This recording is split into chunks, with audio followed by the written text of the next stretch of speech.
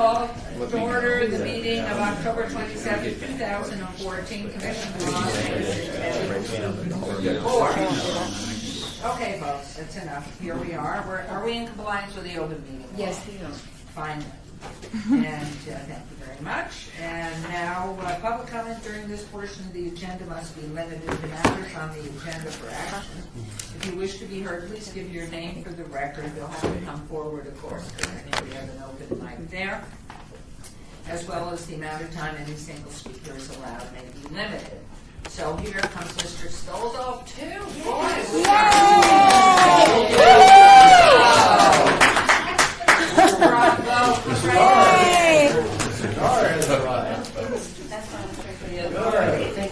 Good, Bob. Good. I wouldn't want to start without you.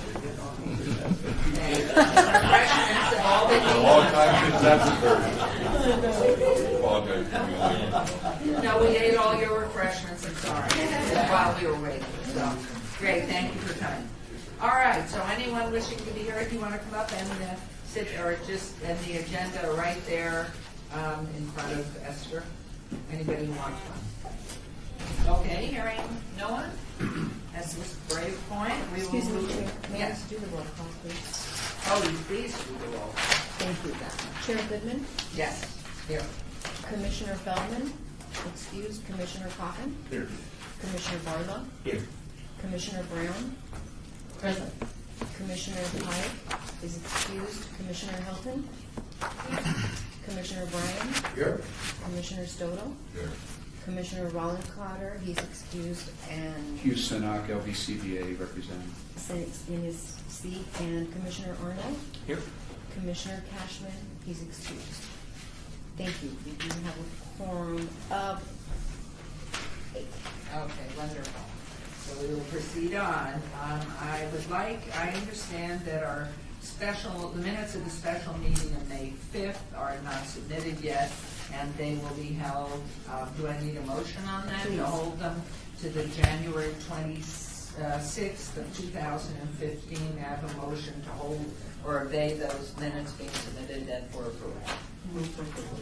Thank you. Is there a second? We can see this orderly. All in favor, please signify by aye. Aye. Opposed? Thank you. That carries. And now may I have a motion to approve the minutes of this special meeting of May 19th, 2014 for the Commission of Las Vegas Centennial. Okay, it's moved over here. Can we have a second to that, please? Second. Thank you very much. All in favor, please signify by aye. Aye. Thank you very much. Okay, items on the agenda may be taken out of order, presented 2 or more agenda items for consideration may be combined. Anything on the agenda may be removed or related. Discussion may be delayed at any time. Backup materials for this agenda may be obtained from our clerk's office and 495 South Main Street, 2nd floor, on the city's webpage at www.lasvegasnevada.gov. And so we will start off with agenda item number 5. And so who will be presenting that? Okay, we are now into the regarding the budget for the fiscal year 2014-2015 for the Las Vegas Centennial. Joe Williams, please. Mayor, Commissioners, I passed out earlier to you a summary of the budget. If you can see that we ended, for the fiscal year ended June 30th, 2014, we had an ending fund balance of $1,017,000. Pardon me, that's for June 30th, 2014? Right, $1,817,000. $817,000, correct. I beg your pardon, I misunderstood you. Yeah, $1,817,000 was the ending fund balance that we ended the year with. Now, the budget we have from July 1 of 14 through June 30th of 15, the budget consists basically of $2 million. The $2 million is made up of projects that have been committed in from prior years, just brought forward that we haven't paid the commitment on. So we have added no new additions to the budget for the current year. So the prior approved budget items that we brought forward. Could I ask a question, please? On Yes.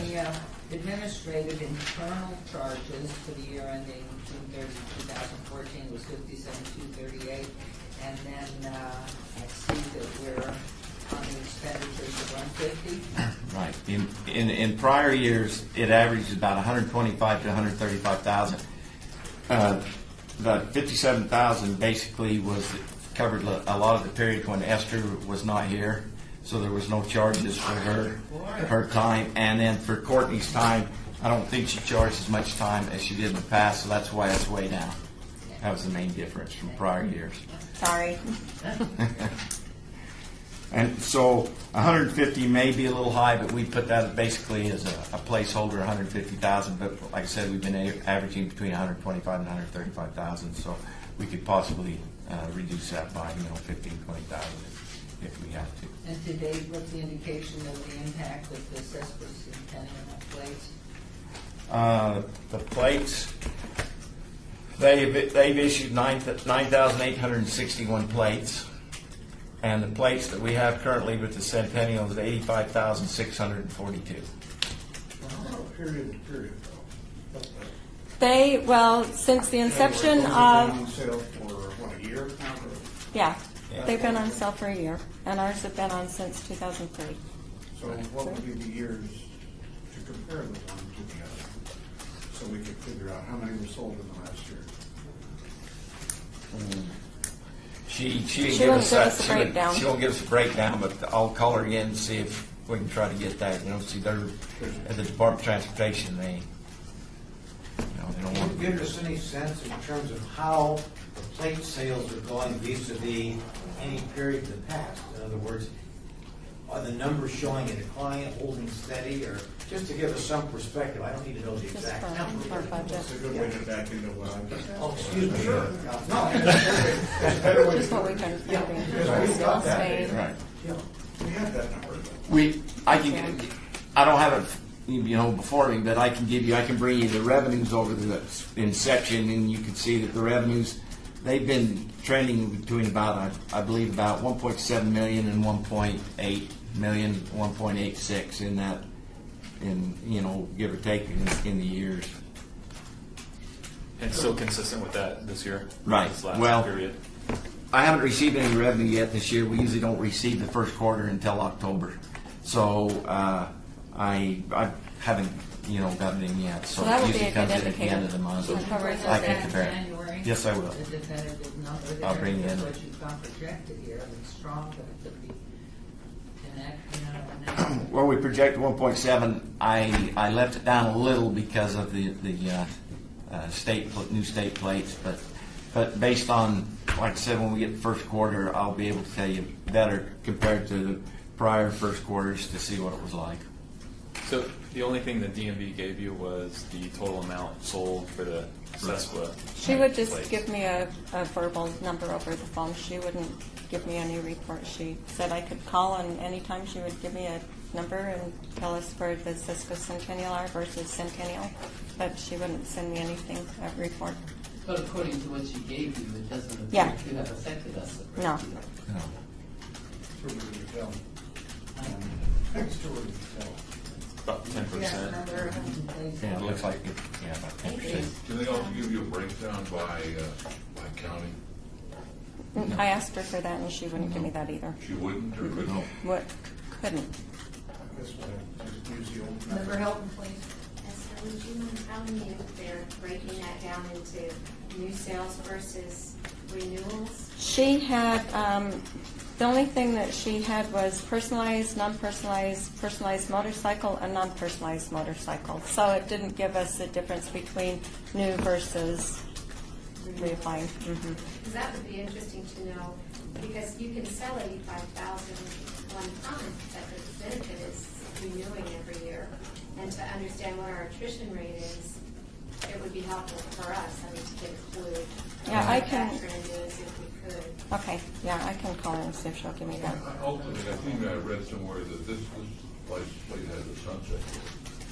This is Centennial. Yes. Yes. Oh, yes, yes. Mm-hmm. So therefore, if it can't be renewed, that would be just another piece of information. So if we could get just a full report on that. I said, they must have the breakdown by county.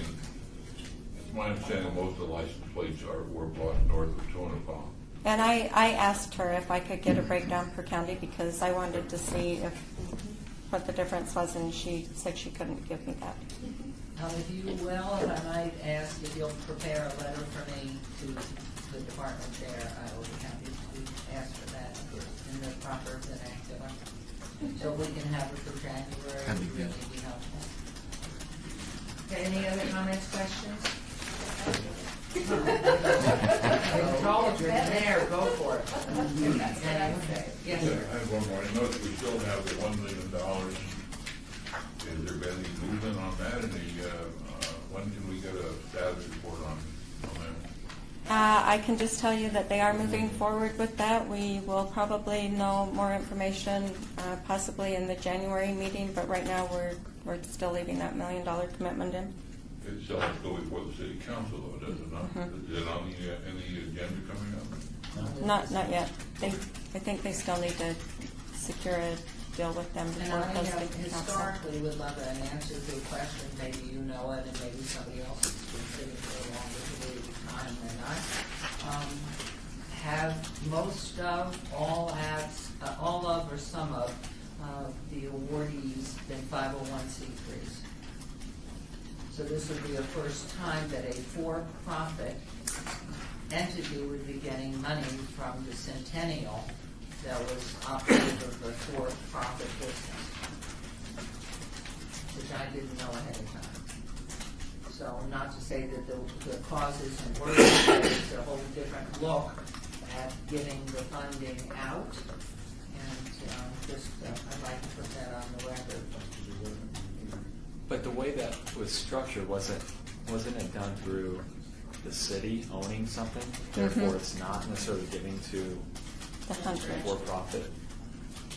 We, as I understand, what we voted for was for the city to put forward the purchase of the land and own that land. Right. So that hopefully, with the land value holding, that you would be able to sell that land, which probably is. It's all tied up with, there's a lawsuit still involved, and there are a lot of different pieces. So we really need a forward work from them in January. Is there anything else on that, Melanie, at this time? Okay, any other questions, comments? Yeah, I have just a general question, Mayor, if I may. Am I reading this right? In other words, as I'm reading the ending fund balance uncommitted for projection, June 30th, 2015, that's $1,010,000? Yes, sir. $44? Yes, That sir. would appear to be $800,000 less than the actual ending fund balance for the June 30th, 2014. Well, Am I reading that right, or is there some kind of thing? That would be an $800,000. if you look at the fund balance on June 30th of 14, there's not a reserve in it.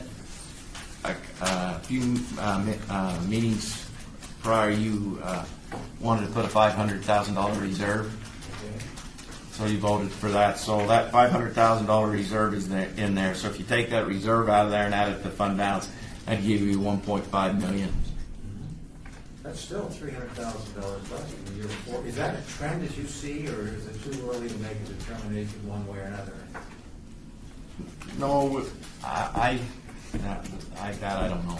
I mean, the only reason I ask is in terms of these good people here that want grant applications to be considered, we want to make sure that we've got enough money to protect ourselves, if indeed the numbers are showing some softening in the months or years ahead.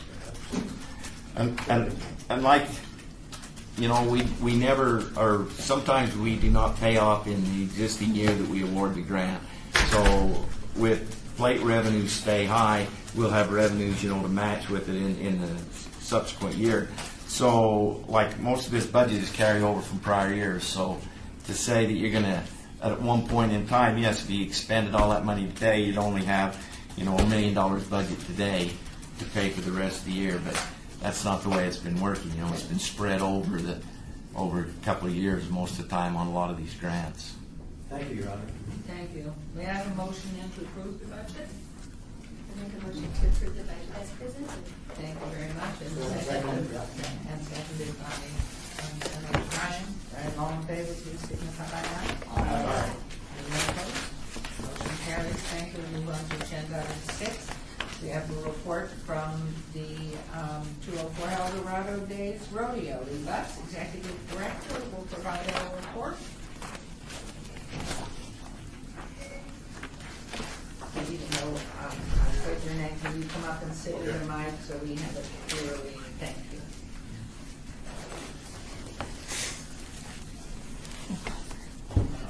Okay, Lee Butts, Executive Director of Las Vegas Elks Eldorado Days.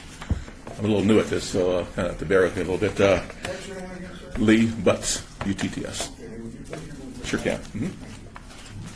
That's a good looking guy. Still there. Please, I'm Brother Senator. You don't want that kind of haircut. Okay, our 2014 was profitable, but it was only about $20,000. About $20,000, and that was due to, like we said before, it was due to our change of our location, additional costs with that we incurred over there with the dirt, which got to be a dirty word with us. That I think I'm looking at probably $18,000 just on our dirt cost for testing the dirt alone. Our attendance was down 30-40%, and that was due to location again, and I'm sure it was due to the wind. On our Sunday rodeo, I had to shut that down around 5 o'clock because of the wind. It did actually tear down one of our tents down there. So for the safety factor, I shut that down. After the rodeo was over, we just shut it down, told everybody to take their stuff and go on home. So I figured we had about a $17,000 loss on that day. And we didn't have, it was projected to be a better rodeo for a Festa del Charro Hispanic rodeo, but it wasn't. Our attendance was way down on that. I think it was about $125 in the seat, which I did a lot of research prior to even okaying it throughout the United States, and everybody did talk like this was a very good rodeo, would be a very good event, but this town's a little different than most other towns to put things together, I feel. So I think that's why our attendance was down, is because of the wind, and I don't think we're going to have the attendance on Hispanic rodeo in our area there. We've had a couple of those, and they've not done real good in our lifespan. Our sponsorships turned out good. We had a great sponsorship sales. Dwayne did an awesome job, like he always does. We got all our monies out of there, so everything was on par there. We're just trying to move along right now and see what we can do to try to have a better year this year. So it's same site, I gather. We're not sure. I wish I could say yes. We're still kind of waiting for a yes or a no. I've talked to, in fact, I just talked to him this morning. There's a lawyer from the Station Casinos. I've been looking over at the old Showboat property that's owned by Station Casinos. Just found that out. It was kind of a long trail to find that out through some lawyers and stuff like that. Finally, he got a hold of me. So we'll take a look at that if we have to. I know we want to keep El Dorado downtown. We've been encouraging several stations to do something with that property, but they've had a lot of promises and no action, and so I met with them a few weeks ago to see if we can encourage them to find a step forward. To me, it'd be a great spot. It's got a lot of good visibility there. It's roughly around about 25 acres, I think maybe pushing 30. It's got one site on the side there that's paid where they used to have their RV parking, which would be good for our parking. We could park our people coming in there. So we could actually utilize the entire property there if I can get to talk to somebody and get on the same page, of course, if this place across the street falls apart. We'd like to use that place across the street because it is in town and it's good for everybody visiting town. They can walk over there, they can drive over there pretty easily, but with all the problems we had there last year, I would like to see us be able to like put the asphalt millings down to keep the dust down. The dust was our biggest factor with our vendors, and I'm afraid if we go back there, we're going to have to tell our vendors that we're going to have some changes there, and that will have to be the asphalt millings to keep the dirt down so they can be able to serve food in a fairly clean environment and not deal with the dust as we were last year if the wind does happen. We watered a lot. We used more water this year than we've ever used. I bet we doubled our water usage. I think we went from about 900 to around over 13 this year. The guy that was running our water truck, he ran that water truck from the day we walked on that property till the day we left. So there was a lot of water being used on that property to keep it down, keep the dirt down. So except for that, you have parking problems too? The parking was really, surprisingly, I thought it was good. We had very little complaints about parking. The site we used on this side over here, closest to the tracks, we used for our contestants and our workers, which were turned out good. And then the garages over here, plus the parking over here with the Symphony Park there, worked out really good. There was actually, never have anybody come up to me and saying they had issues with it. So they did like it. When will the decision be made as to the site? Whether it will stay in the Symphony Park area? I'm hearing December. I think Scott Adams said that December 16th or 18th was the date that we would know what's going on with the site over there. And it's my understanding if the soccer stadium goes, they're going to want to start building on it as soon as they get the word go. And if that happens, then we won't be able to use the site. If it doesn't happen, then we're clear of the UPRR lawsuit and we won't have any of the dirt issues that we had last year and we'll be able to use the site. So it all depends on where the soccer stadium falls and if they decide to go into a pre-build. And then with his, I just want to pass this around if anybody wants to look at it. This just gives you an idea of the kind of advertising and marketing support that we get for Eldorado. We get huge advertising and marketing, and we spend money, but we get a tremendous amount of value out of the marketing and social media that we do for Eldorado. Did LBCBA provide this for us, or do we have? We use Purdue Marion. They keep track of all of our media that we do. They do a great job for us. So. That's a very good. I thought it was done very good. In fact, I'm the state president for the Elks Association, and I'll be at the convention this year. And we've had some issues with Eldorado and the inner triangles of the Elks. And I'm going to take that to them and show exactly what Eldorado Elks do and what it does for the community. Because they don't know. It's you got to educate some that don't know that. So that's where the book I have like that will be going to the Elks this year. So I think we'll get a lot more out of that too. And I think we did this year. We got a lot more media, social media out there than I think we ever have. What is the economic impact that Eldorado brings into the community? I don't know that we look at Eldorado as being an economic impact and driving a lot of visitors here. It's traditionally been a locals event. We gear it to locals. Bring some level of impact specifically into the downtown community. Do we not do a cost analysis on that? We don't do anything with the hotel properties downtown. I think the WCB don't track events, major events. Do we have or have We not? would have, I'm sure we have. I can check on that. I mean, LBCVA tracks a number of events that, whether A it's different number from a tourist. or not, non-tourists. They have to be, specifically for that weekend, there has to be some type of rise and fall in regards to how downtown fared out that weekend. From what I heard with talking with Boyd Gaming, with Jackie just recently, they were very pleased with taking the host of a hotel for it. We had our Whiskerino contest over there at the Main Street Station over there in the Pullman room, and we've had probably one of the best we've ever had. And they were telling us the biggest ball that was dropped on there was their advertisement on it. There they dropped it, but they still had a lot of people there, and they were very happy with what happened with the concert on the Fremont Experience. I got very positive feelings from them on that. That's why they wanted us to come back again and do it again there this year. Well, and I think as we try to get back to where we were 20 years ago, that was just something that overwhelmed the whole city, the whole county, and so we're just building back, and it's to bring back that marketing so that it's on everybody's mouth and on every TV station and flooding the social media. So it's something we'll continue with Bill, I guess, Purdue Marion to work on, but apparently they've done a good job. Yeah, next year we're going to have to ramp it up. We're on the same weekend as Rock and Rio, one of Rock and Rio's weekends. Yeah. Okay, so that should be very lively. Yeah. We was hoping there's two different types of people that go to rodeos and go to the music fest and stuff like that. So, which there probably is. I'm thinking there's going to be. So. Just a quick question here. Yeah. follow up on Councilman Moore. The question of, to me, we're supporting this for really 4 reasons.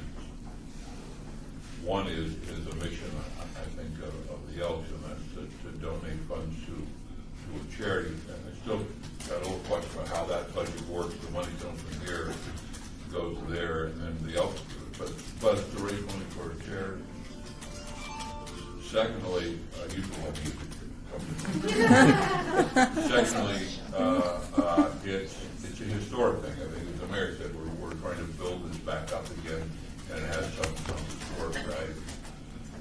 The third is what the council was talking about. Is there an economic benefit to the area? And you would hope so. The other 2 reasons, the historic reason I'll support, and the charity reason, we can just stroke a check for $330,000 and not worry about that, and I'll give it to a charity. So it's the economic benefits that this brings to downtown Las Vegas, to the city of Las Vegas, these are city Centennial funds. And so it's maybe my 4th point is this the point where we talk about this, or in the next one where we're going to be asked to give $330,000? Should we talk about it now, or should we wait until the next item on the agenda? Well, Mr. Sinek was saying that he probably bring us back, Hugh Sinek from LVCVA, sitting in for Russell Wellencotter, said he could bring us back information that might be comparative from last year to this year as well on the economic impact. And I always thought LVCVA made a contribution. We do. We do this more, as he knows. I just sent a message to Kevin Bagger and his team to see if they could respond. I'm not sure. I know they're in a meeting right now, but if I get something, I'll report. And could we then maybe have the conversation, or is that, first of all, you'll know in December as to site, and so maybe we could just spend the January meeting, a portion of it, with the full information from LVCVA and any of the economic impact, and then talking about what's going to be coming this 2015 with your permission, and that's right, understood. But do we need to, I mean, then the issue is, in order to the next item on the agenda, is whether we approve the budget now without knowing what your costs are for the site, whether it's more dirt removal or Very true, very true. We should be all right with, the dirt. The dirt's still there, as far as I know. Don't tell us that. It's, if somebody stole the dirt, I was surprised. There's a lot of truckloads out there, so. And, pardon me? I thought I saw somebody move away. Well, if they did, they had to have a load of trucks out there, and it was done in 2 days, and it took us longer to put it in. Yeah. And they were over there, and looked, all they had over there was a grader and a water truck, so I didn't see nothing over there, so. Can I ask a question? Yes, please, Councilman. Just asking on this score, the money we have is supposed to be used for historic purposes, and I think Eldorado is this historic thing, but it's also a marketing thing for the Elks. It's always been a charity.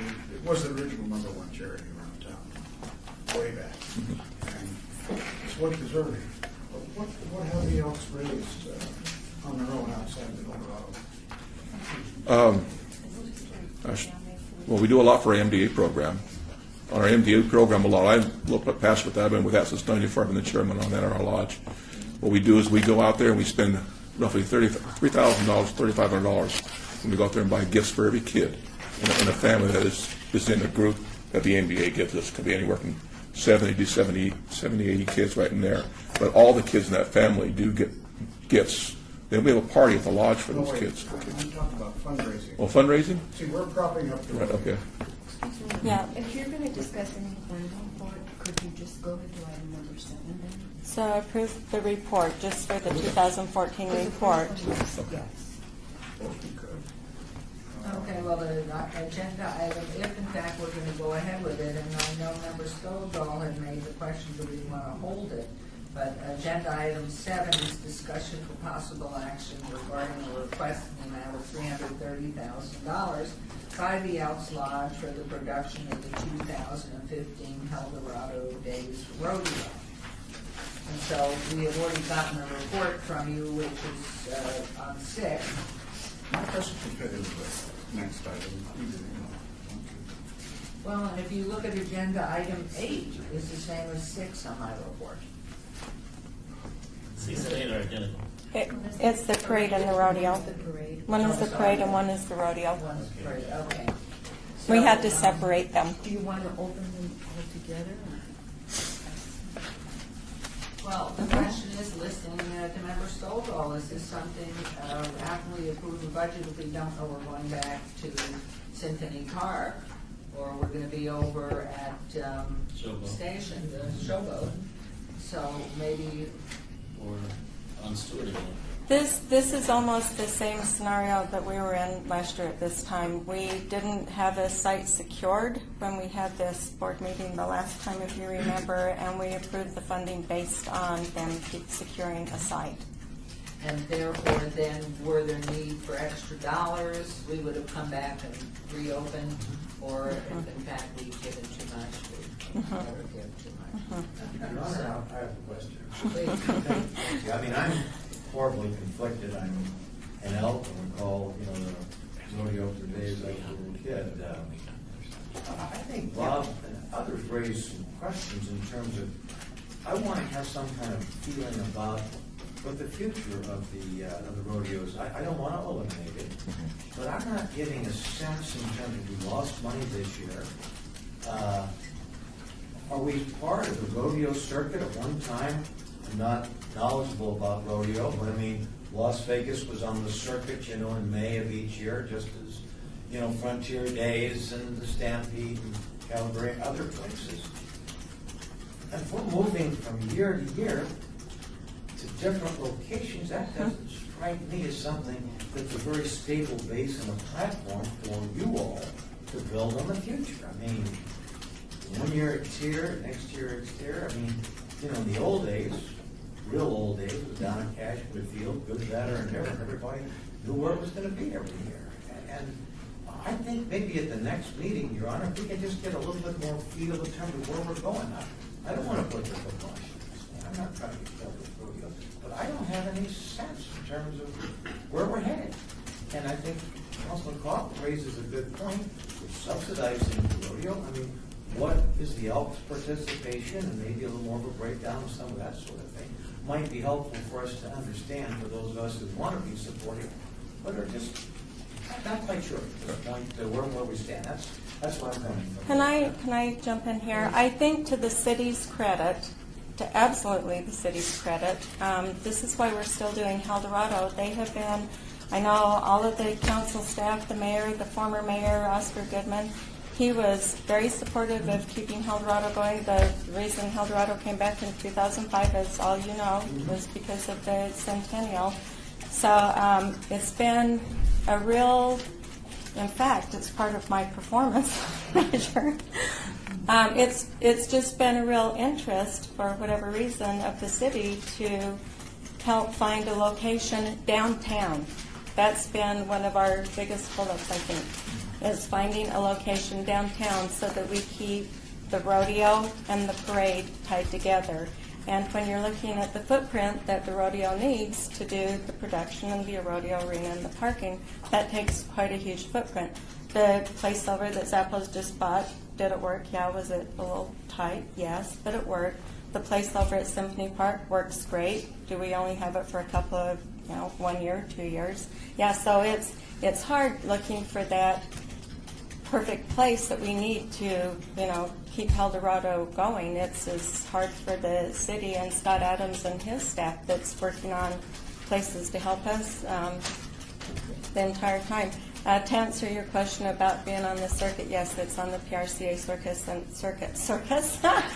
And the great thing about Eldorado is we get the top cowboys coming. The great thing about Eldorado is they love Vegas. Their parents, their parents, yes. But you're kind of deviating from the topic. I am. I was going back into my history mode. So You shouldn't be trying to defend the rodeo. I think that we like it. But Senator Bryan and I have a concern, and I didn't get a chance to voice that concern because we weren't sure what agenda item I should be talking about. Now we're on the right one. And that is what have the Elks raised in order to help put it on? How many? 100,000, 50,000, 200,000? What? No, we put the volunteers together. It's the man hours to put that rodeo together. There's a lot of man hours there. But it But used the to be, But that, there's, budget-wise, you know, I'd like to know. well, we cover our sponsors, the sponsors The need, Elks have their name on Uh-huh. it, basically the city's pay. right. Should the Elks name remain on this rodeo? Should it? Should, yes, it should. You think it should, and I may agree that maybe not. I think that's been something that's been followed for years, because I know at one time it wasn't there, and, Well, but but, I don't, that's one has to beyond. think about it. It sounds good on there, but in fact, are the Elks getting a free ride from the city because of this? Okay, Just I put that to may you as interject Mhm. here. trying to be provocative. You know, and in deference. I mean, obviously, this is a discussion we could take up the entire time here. What I'd like to do here is, because is it the consensus that we're gonna have El Dorado for another year? If in fact that is the case and you're in favor of continuing El Dorado, we should at least approve this budget. And then in January, at our next meeting, really, because we are not going to be paying out anything really between here and January, bring and have devote as much as time as we can to our January meeting to bring this full through with the economic impact, with everything that we can get from LDCVA. I think what the Elks have been doing, it's part of the history, but I think Councilman Coffin's question to it, is that something to discuss and why we should have it? So with your permission, if there's anybody that would move forward on the budget as it is suggested here, I mean, if we were to decide in January to throw this whole thing away, then that would be the decision at that time. I'll support the motion. It's my understanding that no expenditures are going to be made between Correct. now and January. Correct? Right, With yeah, that correct. understanding, I'd make the motion. Do we make it contingent upon site location? site. Can we have discussion after the motion, maybe? Yeah, absolutely. Yes. And I'll second it. Okay, thank you. So the motion would be to approve the funding The requested? funding, the budget, or the report, approve this report, and number 7, which is approving the 330,000 funding request. Okay, we don't need a motion on the report, just on the. Not to accept it? Yeah, Okay, just so on that's that. good. And then, so it's on our agenda item 7. We have a motion and a second on that, and we'll have further discussion. Can we vote on that first, please? We have a discussion on it. don't Oh, we? yeah, right. Keep going. I was interested in knowing, I mean, the money is very important, but also how many participants do we have? As far as, How many people came to the rodeo and participated from the, what's that, about we had, Dwayne? We've had About 40? over at Oh, yes. Could you come forward? 7th Street. Over at 7th Street, we had, Could you come forward and put your name on the record for this? Dwayne LeDuc, ex-director of Eldorado Days. happiest man ever? We were getting a little over 20,000 people down 7th Street. And we dropped down about 30% when we moved over here. I mentioned that when I came in before, that we were moving a location that was going to hurt a little bit. And it may hurt a little even more because of the wind on that Sunday. But so we're talking about 15,000, 16,000 people. Then, of course, we have 300 contestants over the 5 days, PRCA contestants, stock contractors, all their help, and all those folks that are there too. But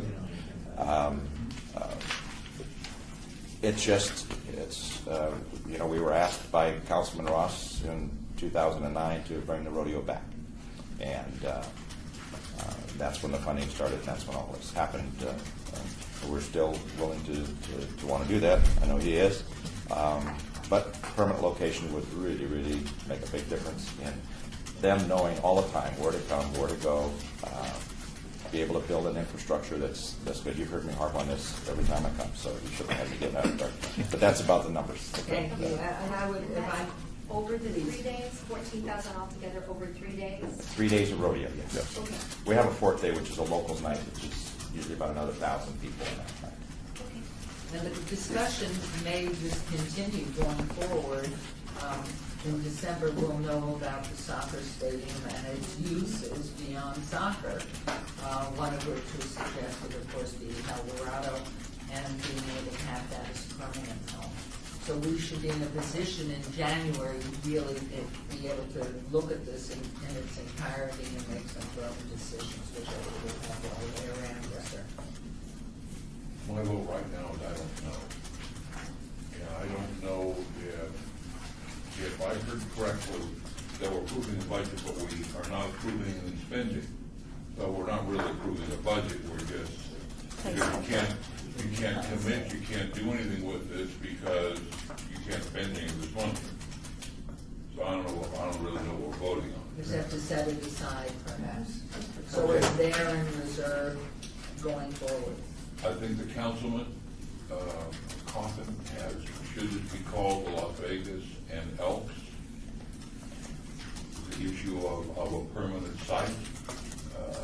Is there some site, when you look at Las Vegas area, and I'd like it to be downtown, and I don't mean some of them. I understand they have a downtown area as well. I heard that. But to me, there is only one downtown, and that's where we are. But do we have a site down here that would make sense for you? Do we have a site, or do we need to partner with somebody else and become a joint?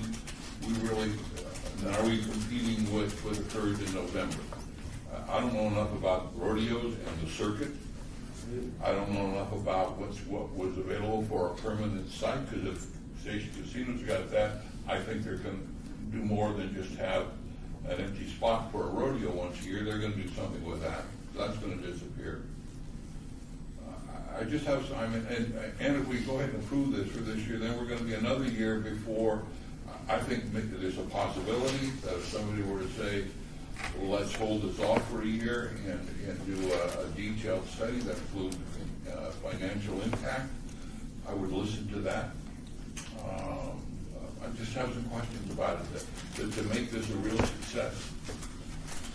And historically, this is something I believe we can, as the mayor said, I believe we can build into something that, but now it's like, hand to mouth every time, where are we going to go, what are we going to do, and it just doesn't seem it feels tentative, and I'd like it to feel permanent. And I would add to that, if I might, and Bristow, that I've been trying for over a year and a half to get a seat for the city on the Las Vegas events. And we really need them to help and rubber stamp what we're doing down here with El Dorado and some of our larger events and our runs. We need to be involved in the discussion, which would help tremendously exactly what you're talking about, the permanency and their involvement. So, yes, please. And on the discussion on the motion, first of all, I raised the issue because I don't see that Elk's doing anything to replace this money, which has been used, I probably guess, on a temporary basis, was probably never intended to be a permanent commitment by the city. And the money's ephemeral, it only lasts as long as the license plate sales last. And as they decline, and they're about to decline some coming year, you're going to see this taking a bigger and bigger portion of the budget. So that's why I'm worried that no planning has been done for a successive source of funds by the Elks. And if we don't have a permanent spot, which I think could be the soccer stadium, if we build it, which I think there's a good chance to build it, that soccer pitch is bigger than a football field. And could conceivably, unless it's too big for rodeo. I guess there's a possibility it would be inhospitable to rodeo. I do not know. So that's a question we would have to have answered, because I've always had in my mind that the stadium would be multi-purpose, And so that was a great excuse to use initially to push for the stadium. If it doesn't work out, then you can kick that one goodbye. Anyway, the point is that there's a lot I'm worried about. And that's why I'm asking you guys. You can't give me an answer today, but it doesn't sound good. So I'm not sure. I'll support the motion. Well, I mean, I think that was part of the motion. I was just trying to move this forward. I share the concerns that have been expressed here. Where are we going? We should support it next year anyway. I mean, I'd like to see it continue, but Bob and others have spoken, I think, some sentiments that all of us have. not the desire not to kill this, but to know where are we going? Well, What and kind of again, foundation do we too, have? Senator, I really think this is a January discussion we'll have about that Yeah. permanent home. And to answer Member Stovall one more time, it's really, I just don't want to see that $330,000 spent on something else allocated and sort of hold it in reserve till we get to January. Well, maybe and have the somebody could amend the conversation. motion, Your Honor, to be more specific, and I, but to amend the motion to indicate that the money should be set aside and not encumbered until after a decision in September. Wasn't it your motion? Well, that's what I tried to say, but that was my thought exactly, Your Honor. Wasn't fair. So what does it mean? What does it mean? How does it If read? we said you're gonna have the money, we just not going to spend it, is that okay? Because it says, you can't market it, you can't say, you don't have the money, you don't have the guarantee. So you don't know, nobody else knows, the stock contractors, the contestants, they would read the results of this meeting as saying, we don't even know if there's gonna be a rodeo next year. Because they won't spend any money until January. Will we miss a calendar with that action? Would we, Very possible. well, you have to speak up on these kinds of things. Well, but you know, Yeah, you have to say- January, It's a you problem. know, when I come with my hand out, it's kind of hard to put ties on it. I hate to do that, but you know, my feelings are January. I think will be behind the curve. Yeah. I've got to talk to my stock contractor. I've been putting things on, talking already, so I've got them on pretty much lined up. I've not signed any contracts yet. I can't. So we're kind of on hold, really, and we can't. I guess we can't move forward without the board's approval. That's the way it comes about. We've gotten so used to our contribution, I can't live without it, but at least for this next year.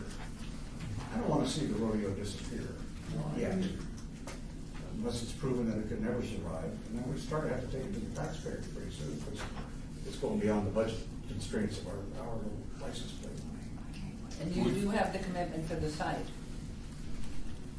Based on the stadium. No, I mean, the stadium is not in December. I don't think the stadium. They can't break ground. They can't break ground for a year. So that would mean, well, at least a year. So I don't know any reason why it wouldn't take place in the same locale. So, I think it would be good to know if there would be a naming opportunity that could shift to even be co-branded. I know that in a lot of other fundraisers that are held around town, whether it's the, it used to be the Justin Timberlake golf tournament, and that's shifted to the Shriners because he's no longer there. But in the past, the Shriners did it, but Justin Timberlake was a big sponsor and it was named for him. I don't see why we couldn't do some co-branding, at least. That's I can't answer for the board of directors. I have a lot of board of directors, but I've got a meeting with them Thursday. Budget, To see where we're going. For our Yeah. discussion, it could be that you would have that discussion and you could bring back their sentiments and see if they'd be open to that. I have no problem with and it. thank you, Councilman. Who are your largest donors? The largest is you all. The city of West End? Yes. And we've been participating for 3 years now? The rodeo in 2009. 2009? Centennial in 2005, and that was 5 the years. parade. So we kept the parade going every year, and then the rodeo picked up in 2009. So the parade started before the rodeo. So the parade has been going on since what year? 2005. 2005. So then 4 years later, the rodeo came on board. Yep. And from 2005, the Centennial has been funding the parade to include 2009 rodeo going forward. So, in essence, if we were to do a calculation, we, as a city, Centennial, have funded the El Dorado approximately how much? 300,000 every year for the rodeo. Last year it was we had the additional 375,000 because of the soil, and the rodeo or the parade has been 130 every year. It was probably more during 2005 because it was a bigger parade. I don't know what it was in 2005. 300 on the first rodeo? I'm quite sure we So- did. I think so it was. that's over $1 million Well, plus. Mhm. Right. $1.5 million Over 5 years. over 5 years.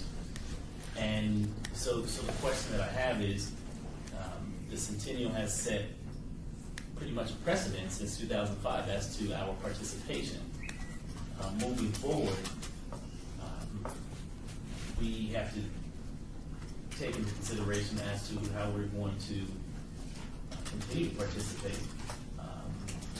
I believe we don't want to see it leave, but how is it that we can get the most bang for our buck is the question that I'm hearing as far as whether it be economic impact study.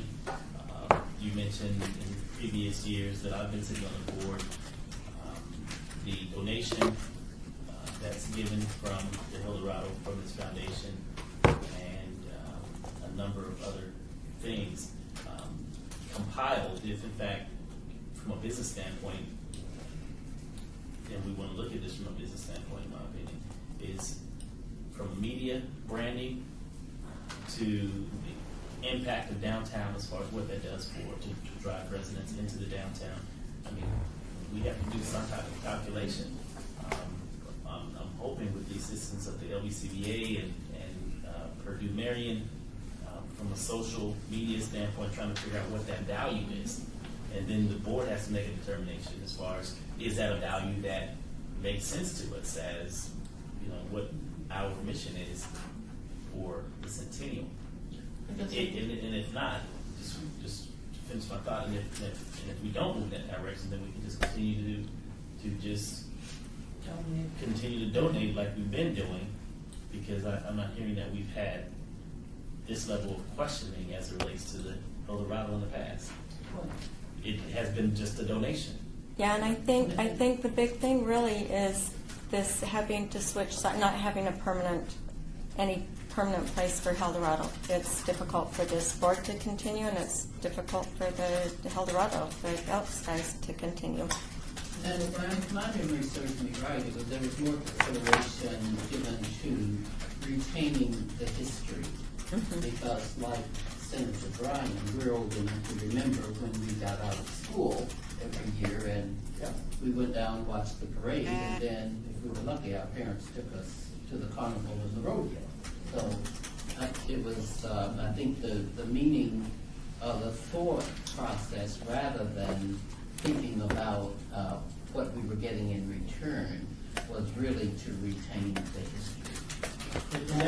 And that's fine, but having said that, how do we? It becomes a philosophical question. How do we continue it, right? And just as a follow-up question, maybe someone will know the answer to the question. Who funded the Eldorado when it first began? What was that funding mechanism? Was it the casinos? Was it the university? Was it the Elks themselves who went out and raised the money? How was it funding prior to 2005? Sponsorships in Las Vegas events. Yeah. Las Vegas events was a huge sponsor, and until the NFR came, then they went away. This question first came up in 1947, and then Mayor Cragen asked the same questions we're asking here. Is this an Elks or is this a Las Vegas? And it kind of got, and there was considerable discussion at that point.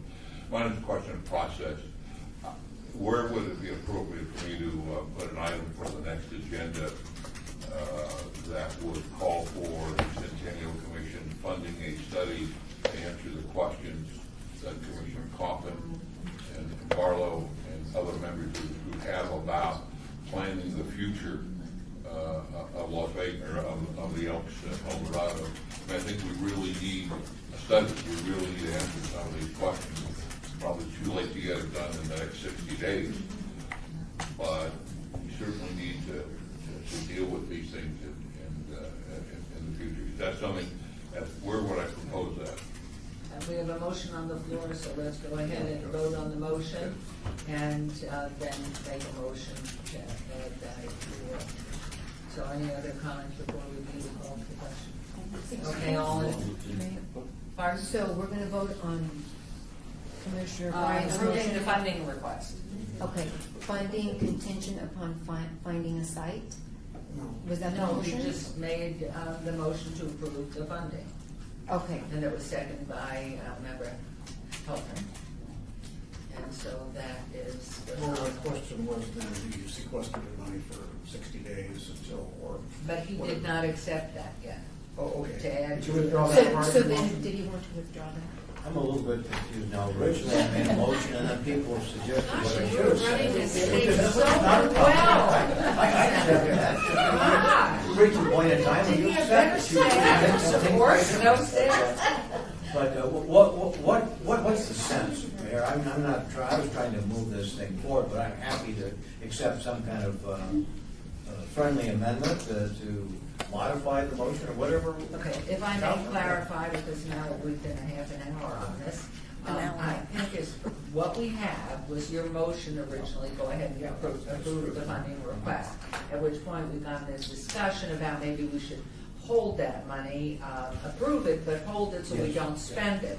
At which point, Lee Butts said, I believe, or Dwayne, that we really are tying you up there because there would be contracts, whatever you would be doing, that you might sign between now and then. Correct. So while you were considering constriction, that sort of died, you didn't make an amendment.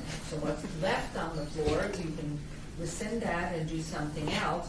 And I see Councilman Barlow's hand going. Well, Mayor, Councilman Barlow want to amend the motion. The motion is certainly amendable. Well,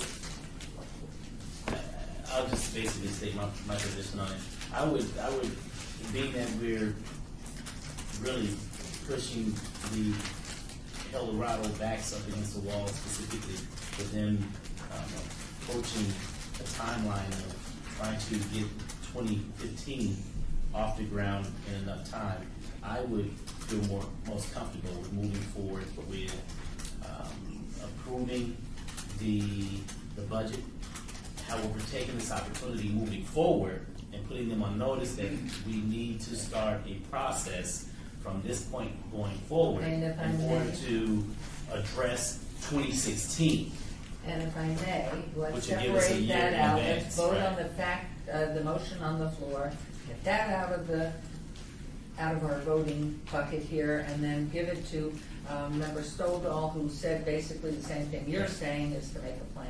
So if I may call for the question, right, all those in favor of approving whatever it is, the funding request, please signify by aye. Aye. Opposed? No, because that was a contingent. The original motion had the limitation. You couldn't spend any money. No. Okay, so you withdrew your motion and substituted a new motion? He didn't add that. I heard you say it. Well, I mean, that was part of the Then I will motion. vote for the motion. Well, It's unencumbered. Okay, so approve the funding, and there's no opposed to that? Okay. Okay, Thank now, you. motion passes, Member Stoldall or Councilman, one of the two of you saying the same thing. And excuse me, Mayor, the request by Commissioner Stovall can be in the form of a direction to staff to have an item on the next agenda. And they don't have to take a motion on it. I'd like to direct. One comment, they did respond that we don't track economic impact because it's primarily locals attending. I don't think so. Anecdotally, we can get info, Ryan, from the experience. Yeah, I can talk to the Fremont Street Experience folks and just see what, just a real litmus test of what they see during What the that. weekend has done. They know. Now, your direction to staff, if you would repeat it and also include it unless Councilman wants to add to it. What I'd like to, at the January meeting, is for Jack to come back with a plan that would allow us to implement a study on the future of the Eldorado Rodeo, a cost for such a plan, and to survey all the members of this commission for their questions. I think each of us have had a different slice of the pie. The concerns from economic development to the question of the titling. The city, with the goal, though, the goal is to continue the rodeo. That's what I'd like to see come back with. I don't know if that covers everything, Councilman Barlow. And I'm is there any way we can include, or maybe Dwayne, you can filter it through the staff, the history of the funding of the El Dorado from was back in the days of the 1900s? As part of this plan, could I ask, I know your primary concern is having an area downtown to have the rodeo. You're going to have to open up and look at, I would think, other areas around the town, large enough space to be able to take care of it, to show a plan. If you want a plan for the future, that might be what the plan has to be, because it might not work in a smaller area downtown. Are you willing to look at that type of an idea of it going to a 20-acre piece, maybe 5 miles away from downtown? You still want to call it the Summerlin Rodeo. The downtown?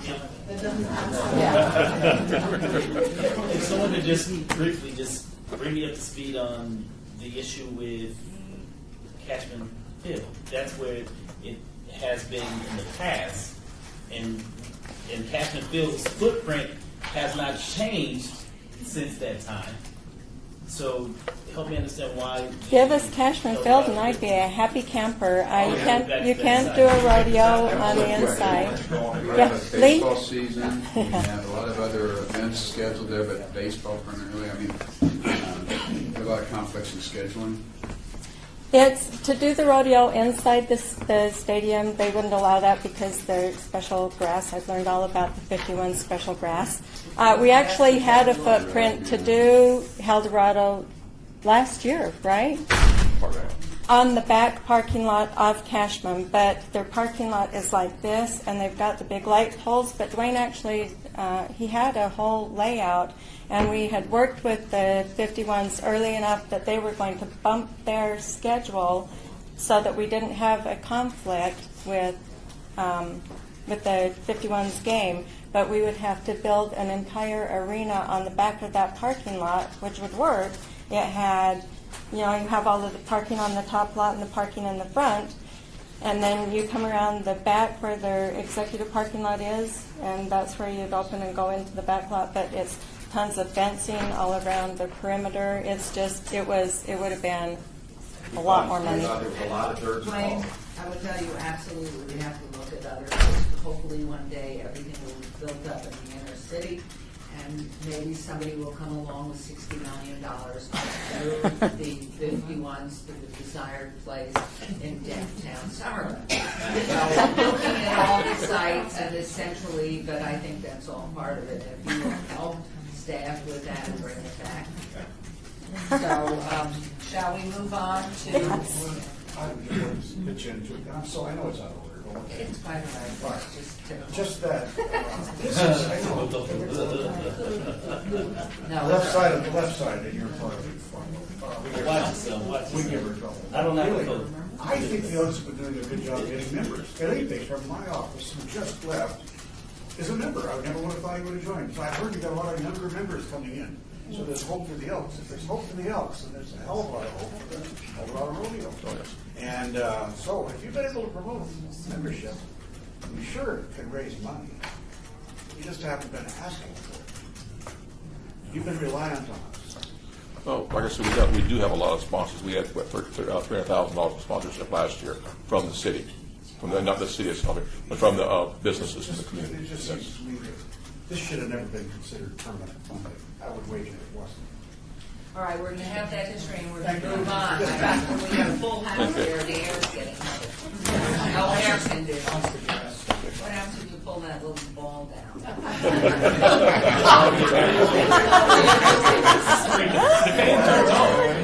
Okay, now we are going to have a very brief report. Yes. By Esther Carter about the parade. All right, I will make this brief. The good news about the parade is I do have a permanent location. I do have a permanent location for the parade. The parade did start in 2005 when we brought it back. I've been producing the parade since 2005, which brings up an interesting question now they're walking out the door. Is the name of the parade? Since the city actually produces that parade, maybe we need to look at changing that name too, to tag our name onto it if this commission wants to keep the parade moving forward. Like I said, we've had the parade since 2005. We had it for those 4 years before we brought back the rodeo. So that the parade this year was a great parade. We had 112 entries. It was a little over a 2-hour parade, and it was, I think, the hottest day of the year on that Saturday. I'm actually considering moving it back to a daytime parade at 10 o'clock in the morning because I think it helps with the people, and it doesn't matter. It's hotter than out there on that day, typically anyway. So What is the parade called? the Eldorado Days Parade. Not called out. And Las Vegas? You just called I Eldorado. call it Eldorado Days Parade. Is that Las Vegas? Las Vegas. Spelled with 2 L's? Yes, because it's hotter than, Just one or, yes. what? No, the movie Eldorado, the censoring commission required the producer to eliminate 1 L. Knock the L out of it. Knock the L out. So, Yeah. and we're talking about a big movie. Yeah.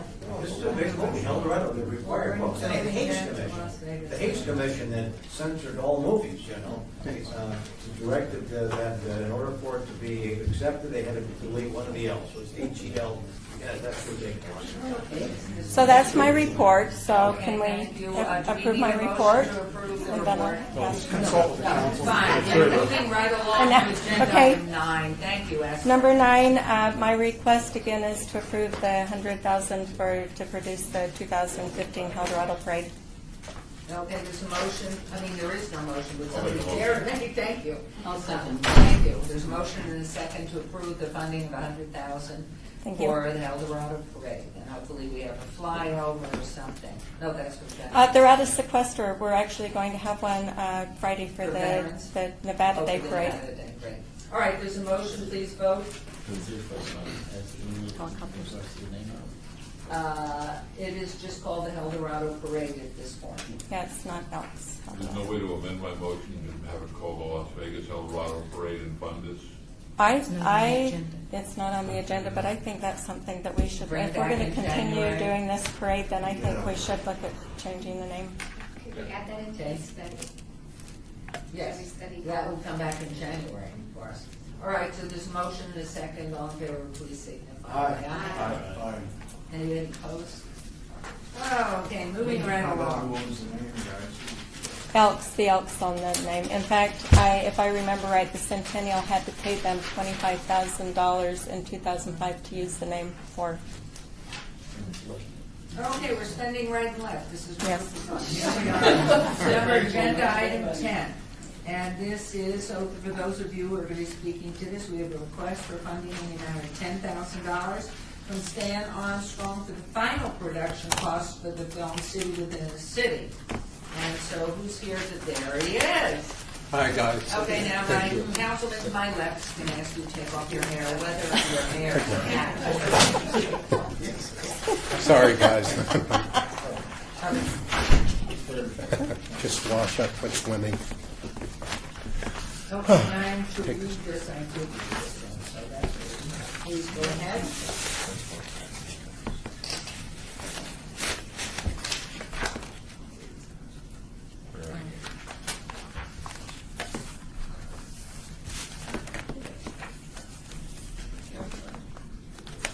Okay, so the name is Stan Armstrong, the name of the grant project, Desert Rose Production, City Within the City, the history of Las Vegas Heights. The grant amount requested is $10,000 to fund the completion. And I believe, what is the amount of funding that has gone into this production thus far, please? And, sorry, I have this right here. Right, we gave a grant the first time of $50,000. What year was that? 2012. Okay. And that was for 2 documentaries. Okay. And then we gave $23,806 in November 2013. Okay, so for a total of, what was that? 73,000. Something. Okay, and that's to fund the completion of the education documentary, City Within a City, detailing the history, culture, and native peoples of southern Nevada. Staff recommendation, this is the third request for funding of this project. Staff recommends Desert Rose Productions try to secure funding to finalize the film from other veterans commission. So, point, if you want to make a comment, presentation. Sure. And if you would, for the record, state. I'm Stan Armstrong, Madam Mayor, and thank you guys for seeing us, and thank you for supporting my production company in the past. I have done 3 documentaries, or 2 documentaries for what you guys have funded me. And if you know anything about documentary filmmaking, I try to do mine very, very low cost. Once again, I don't want to pick on anyone, but someone that can relate to my troubles and what I'm going through is Mr. Bob Stodahl. To do a documentary and to do a documentary right, in which I'm doing, it's going to cost $100,000. I'm trying to really impress you folks here by coming in under certain cost, where I'm an artist and I've got so much to worry about, in making documentaries. I've taken my crew to the reservation. We're almost 85% finished, and I can have this documentary finished within the next 2 or 3 weeks. But I have to be very cautious the way I work with the people on the res. We've been there 2 or 3 times, and I'm talking of the reservation downtown. We've been there 2 or 3 times to interview elders and city council members, and they've been very good about helping us. But the shots that we need, I hate to say it, but we've had a hard time dealing with a lot of people on the res. Now, they support this project, but I need to tell you guys that recently, and Mr. Coffin, can you guys pass this to Mr. Coffin, please? Recently, they have just changed tribal members, in which I've been really fighting a lot by getting down there, trying to get the last few interviews with members and elders, so forth and so on. And once again, recently they've just switched, and they are committed to helping me finish this project. We do have some things that we'd like to share with you guys. We'd like to show you what your money has been going up on. And Senator Bryan, Mr. Coffin, can you please pass that to Senator Bryan? No, I wanted to get around, but I know that you... What you've given me is a letter of support of your request from the tribe. Okay. Which I can enter in the record. Anybody wants to read it? Mayor, so chooses. Okay. And right now, we like to show you the things that we have done, once again, with your support. And let's look at it now. And can we widescreen that too, Mike? Can you see? We have a couple of videos to share, and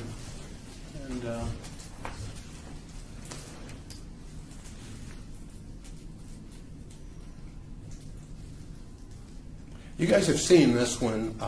You might have forgotten it, but this is our trailer that we have. And we may want to back that up and start it from the beginning.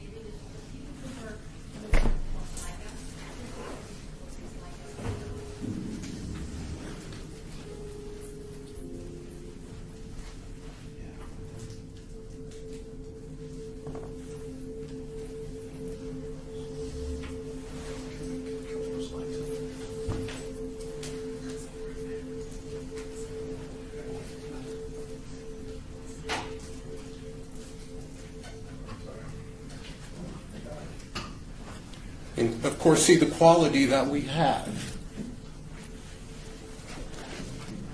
Quality in which the cameras, lenses, we're using HD and state-of-the-art equipment.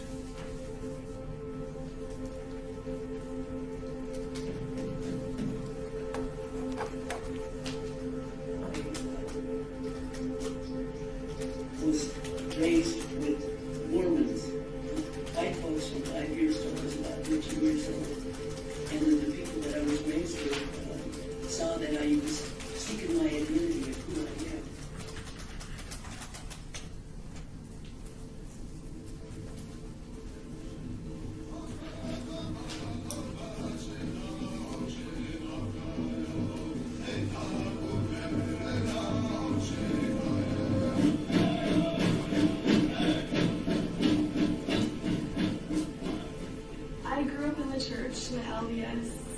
the church. My mom converted to the church when she moved to me. Chinese are, like many American nations in the United States, exercising their self-determination to try to solve it. We have to be the ones to tell our story because there's nothing written down in the history books.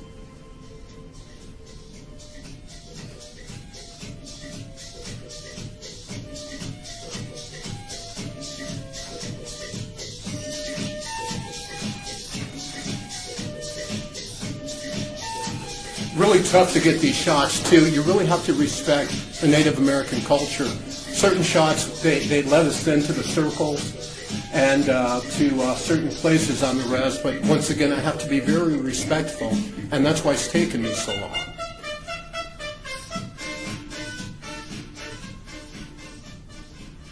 Okay, let's go right into the next one, and then we'll pause for Q&A. What do you guys think of that so far? That's just, once again, the trailer that we've put together. Once again, we're 85% finished with this. It's just the interviewing the elders at the downtown reservation. While this is loading, you mentioned that you need 100,000. Las Vegas. No, 10,000. The request here, you said overall, you need 100,000 to finish? No, 10,000. Just from this body? Yes, ma'am. And that's total for everything, and you'll be finished? For this project, yes, ma'am. Yes. Now, these are some of the projects that you guys have funded, and a lot of things I've produced. Stop there for 1 second. You guys produced this. I also produced. Well, let it keep going then. All right, roll it.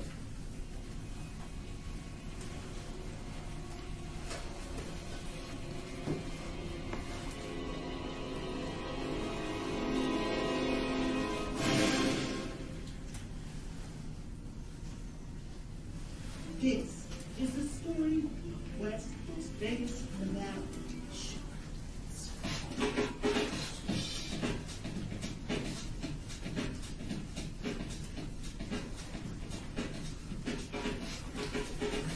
Anna Brown.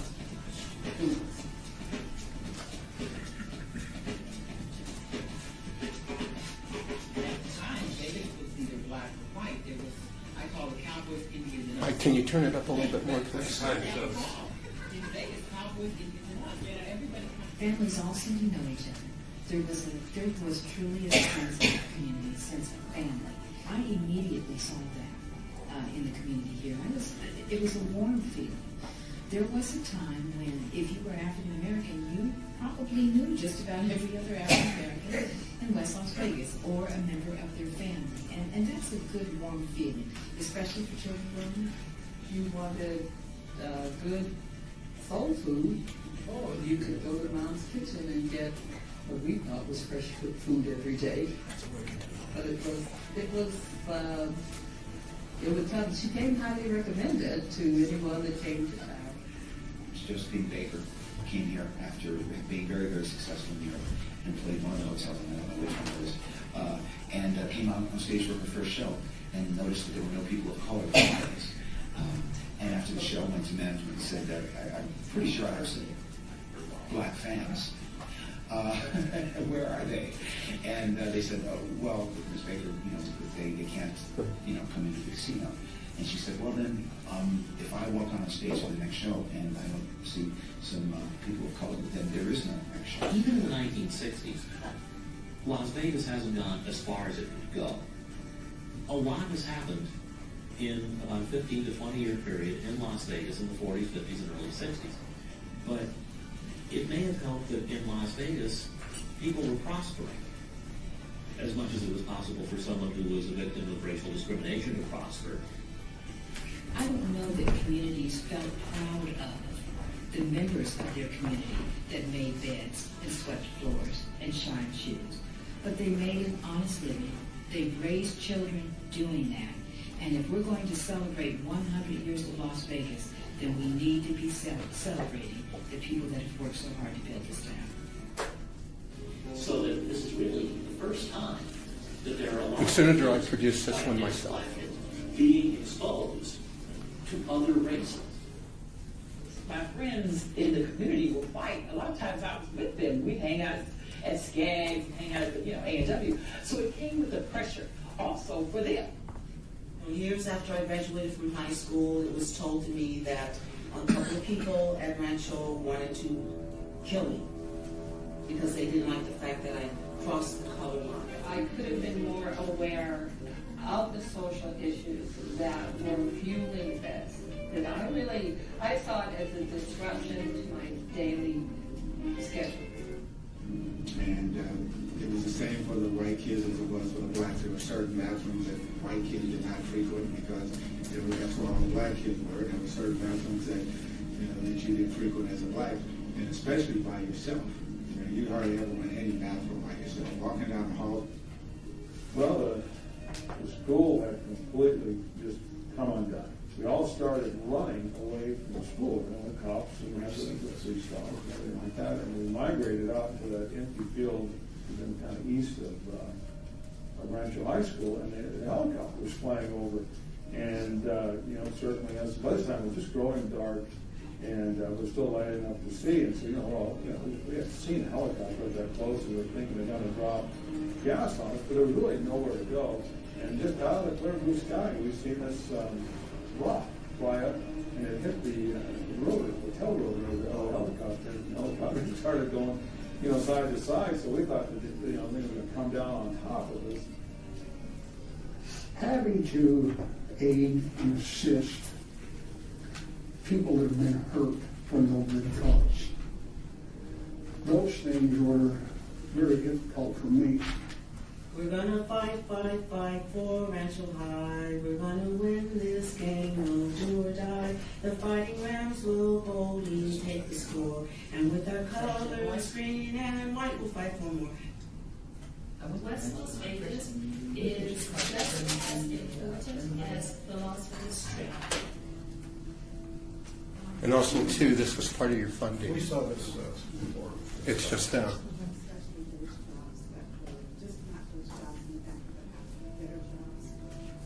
Ruby Duncan's a giant in West Las Vegas, but the first step was getting rights.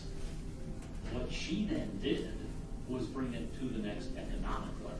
At that time, my mind was just on all mothers, all women, all children, and that was the greatest thing for me and the greatest thing for my mind, to make sure that everyone that got as much as they could get. Granted, it's Nevada's only weekly black publication, and the information that we try to disseminate to those readers, black, Chinese, Oriental, Indian, whites, or whatever, they should read it as well, because then you have a better idea of what it is that we are about.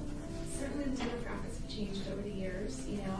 I represent the community where I grew up, and so I've been there since I was 2 years old. I think over the years you've definitely seen it become more concentrated, absolutely with Latinos, but you still see a fair amount of African Americans. You actually see a fair amount of Asians as well. I think, welcome. I think diversity, particularly amongst the black and brown community, is essential. I think it can only enhance the viability of this community long term. So I admire how they come together, how they work together, how they strive hard. And at one time, as an African American black community, that was us at one time. We don't want bad relationships with our police department. We don't want things that's happened around this country to start happening in Las Vegas and Southern Nevada. All of the memories that we had and shared from West Las Vegas, from the music to just the energy and the family unity is gone. It's like a ghost town. But what happened, I realized the dream shifted from the Jackson Street to Lake Mead, because that's where the art center is. That's where all of the life is. It's right there on Lake Mead. People have painted the Moulin Rouge into something much larger than life. And this is something that I did myself, too. The misunderstood legend of the Las Vegas Moulin Rouge.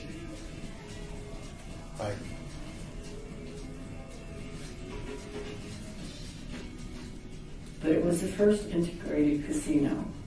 So the Moulin Rouge brought that black and white together, and everybody realized we could all have a good time together. Well, when they opened up, it was a gorgeous place, and it was a very notable place, and they had the largest swimming pool in town, and they had the largest restaurant in town. Joe Louis, the ex-heavyweight boxing champion, is the Moulin Rouge's official leader. With his small share of ownership, Louis is the only black to have a personal stake in the hotel. Nothing ever happened at the Moulin Rouge with any of the ladies or any of the people in the show that we would be ashamed of. That was hallowed ground. And the girls really worked. We had the workingest girls in town. Theatrically, that is. And the Moulin Rouge gave them a place to hang out. And what started happening is that Sammy might say, I'm going to the Rouge. And Frank would say, okay, boys, to the Rouge.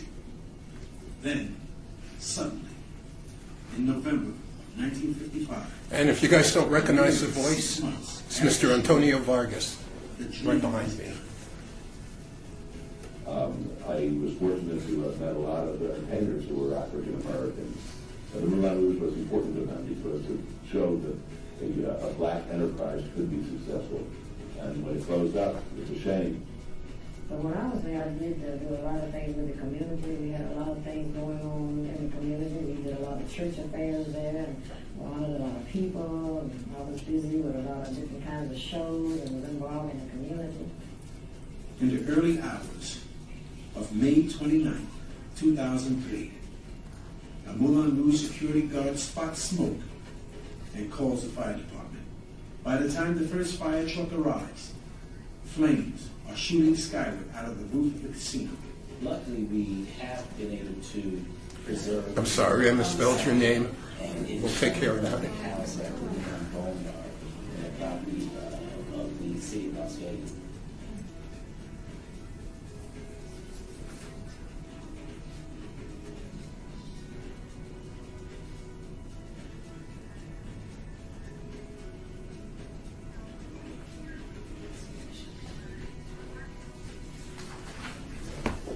Lights, please.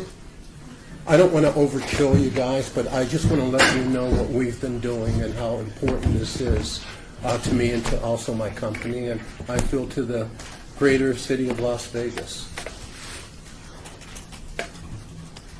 Thank you. They were very well done. We actually have more. Is it 3 more minutes? Okay.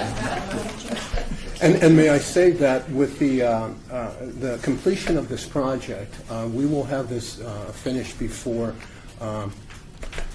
right after Thanksgiving. I have Mr. Skip Kelly here, who is with Channel 4.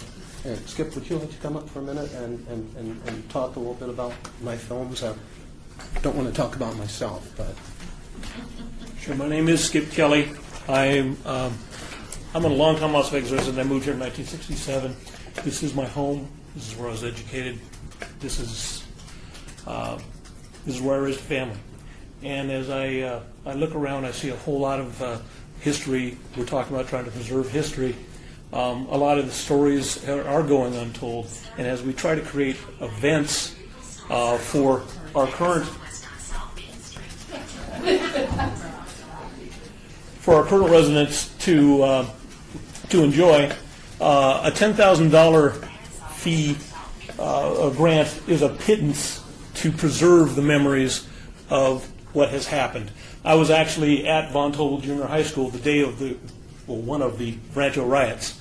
Okay, I went to see Girano, Walter Bracken, El Dorado, and this, like I say, is there's a lot of stories that are being told, and you're in a position here. You have a rare opportunity that a person with the passion, because it's his home too, and also has the skills to put together that sort of work for you and for all of Las Vegas. All he's looking for is a little wherewithal, a little resource to finish up what he's already started. He's done a whole lot. This will finish it up. Channel 4 airs them. I understand Channel 2 even airs them. And Channel 10, PBS, is very interested in airing it, and as well as the other films have that. you guys, and we've produced. And when I hear about $100,000 here and $330,000 there, and the various other things that are necessarily to create a sense of home for people that maybe have come from someplace else, because this is my home. And $10,000, again, I think is a pittance, and I would urge you to support Stan in these efforts for all of us. Thank you, Skip. Okay, so any comments, questions from our board? The only comment I have is I've had an opportunity to see Stan's work for many, many years, going back to when I was a college student at UNLV. And it's good to see that people continue to hone the craft of film. And the Paiute, specifically the reservation, there's a lot of rich history there, specifically as it relates to the city of Las Vegas. For those of you that don't know, their primary school was the West Side School, located in Washington, that we're actually restoring now. And I found that out with the assistance of Courtney and looking through various history as relates to the rich history of the Paiutes in Las Vegas. And I would actually like to see the project completed. And we'll be in full support of the recommendation of the $10,000 for you to complete, so that we can have additional history for those that have been here since the beginning of that history. And this history will last for eternity.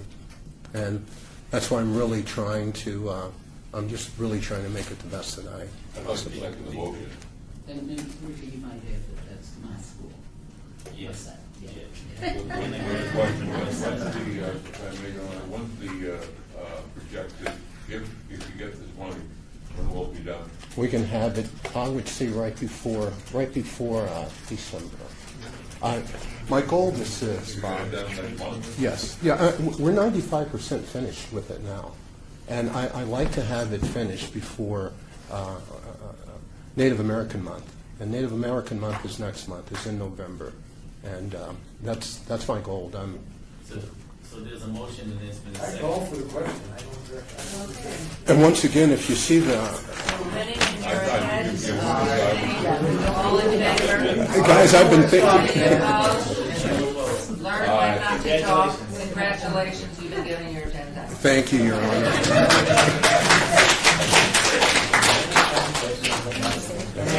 Guys, you'll be proud of this. God bless you. Thank you. Excuse me, everybody. Point of order. There's another letter of support from Michael Green, Associate Professor of History at UNLV, which is pretty nice. But UNLV finally woke up and took him away from CSM. Should have been UNLV a long time ago. I don't know where the other letter is, but we can have it in the file. Here's some more letters, guys. Am I overkilling here? Okay. Yeah, we're good. Thank you. Thank you so much. Okay, we are going to move on to agenda item number 11. This is a funding request in the amount of $99,355 from David Tubad to digitally preserve for future sharing and study the performance of music and oral histories from Las Vegas jazz musicians. And please, if you will come and announce yourself. Good afternoon. Thank you for having me. My name is David Tupaz, and I am the founder and executive director of a nonprofit organization called the Las Vegas Fashion Design Council, which is the first of its kind in the city of Las Vegas and the state of Nevada.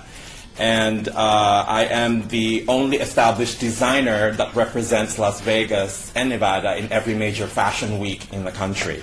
I just came back from New York Fashion Week, Seattle Fashion Week, and as of yesterday, from Los Angeles Fashion Week, bringing the attention of the industry, of creating an industry here, especially in the city of Las Vegas, because I am a witness of the creative talent, especially our new generation has. and to give them the opportunity in order to express themselves and create a career.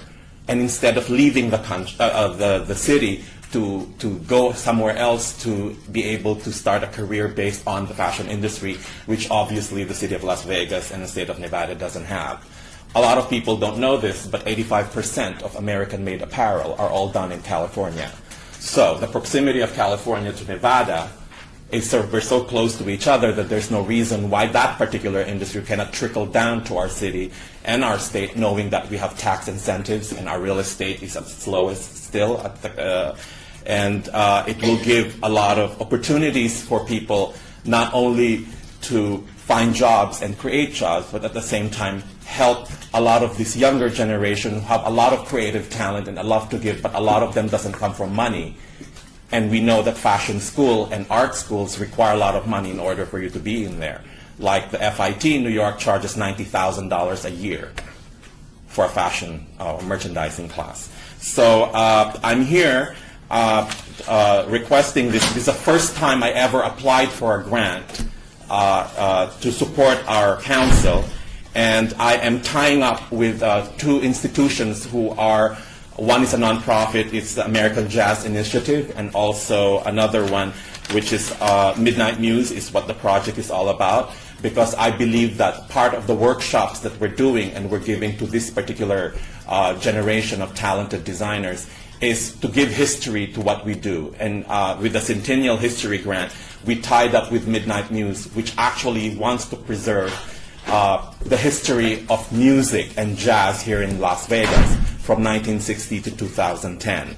And so I'd like to play a clip of what our council is all about, if I may.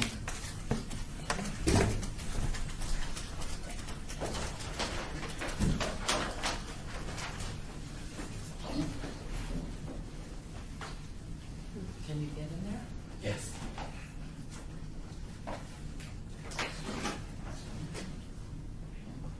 That's part of this project.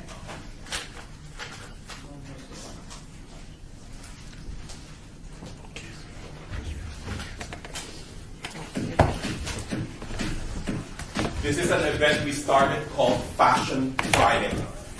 We started this as part of the council's idea to bring all the creative people in the city or living in the city to know one another, whether you're a photographer, an artist, a model, designer, a dancer, a performer, a makeup artist, a stylist.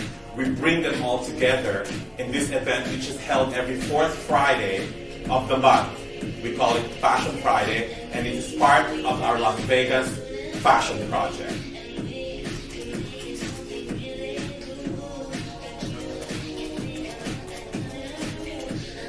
We showcase a lot of our local talents in order to give them a platform, that there's such a thing called Las Vegas designers. As we know, in history, there's no such thing as a Las Vegas designer. We all depend on New York or LA. Hello, I'm celebrity designer David Tupaz. And I'm Whitney Monfort, CEO and Chief Strategist at Studio Standard. And together, we're bringing thousands of Nevadans jobs. The Las Vegas Fashion Project is an innovative accelerator that ties together regional interests such as art and design, agriculture, and manufacturing. This is my design studio that shows that everything we do here are locally made here in Las Vegas, and of course the brand Las Vegas is a brand in itself. So we're translating it to clothing. The vision goes beyond Las Vegas and into the rest of the country. Fashion is our platform, but fundamentally changing the economic infrastructure of the area is our goal. We plan to bring thousands of Nevadans who are currently unemployed back to work in style. The fashion industry is our way in.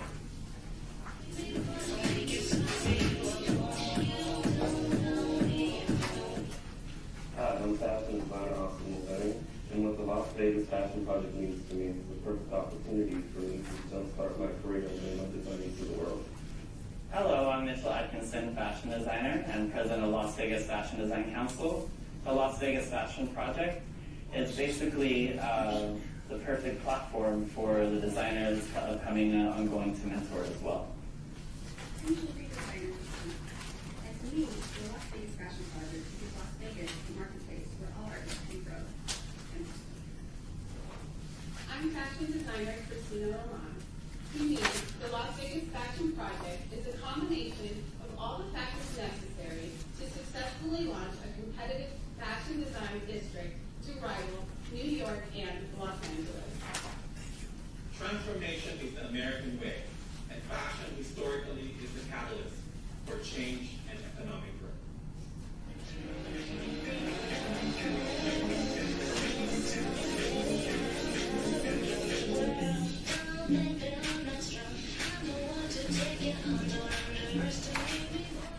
With the help of the SBA, local and regional governments, and countless volunteers, we plan to ultimately transform the city of Las Vegas into a thriving mecca of art, media, and fashion. Innovation by itself is a great thing, but when it occurs across an entire region, it can be so much for so many. At the Las Vegas Fashion Project, we believe everyone has a place, and we plan to help them find that place, a thriving career, and profits along the way. With your help, we can turn Las Vegas into the new fashion capital of the West. Thank you.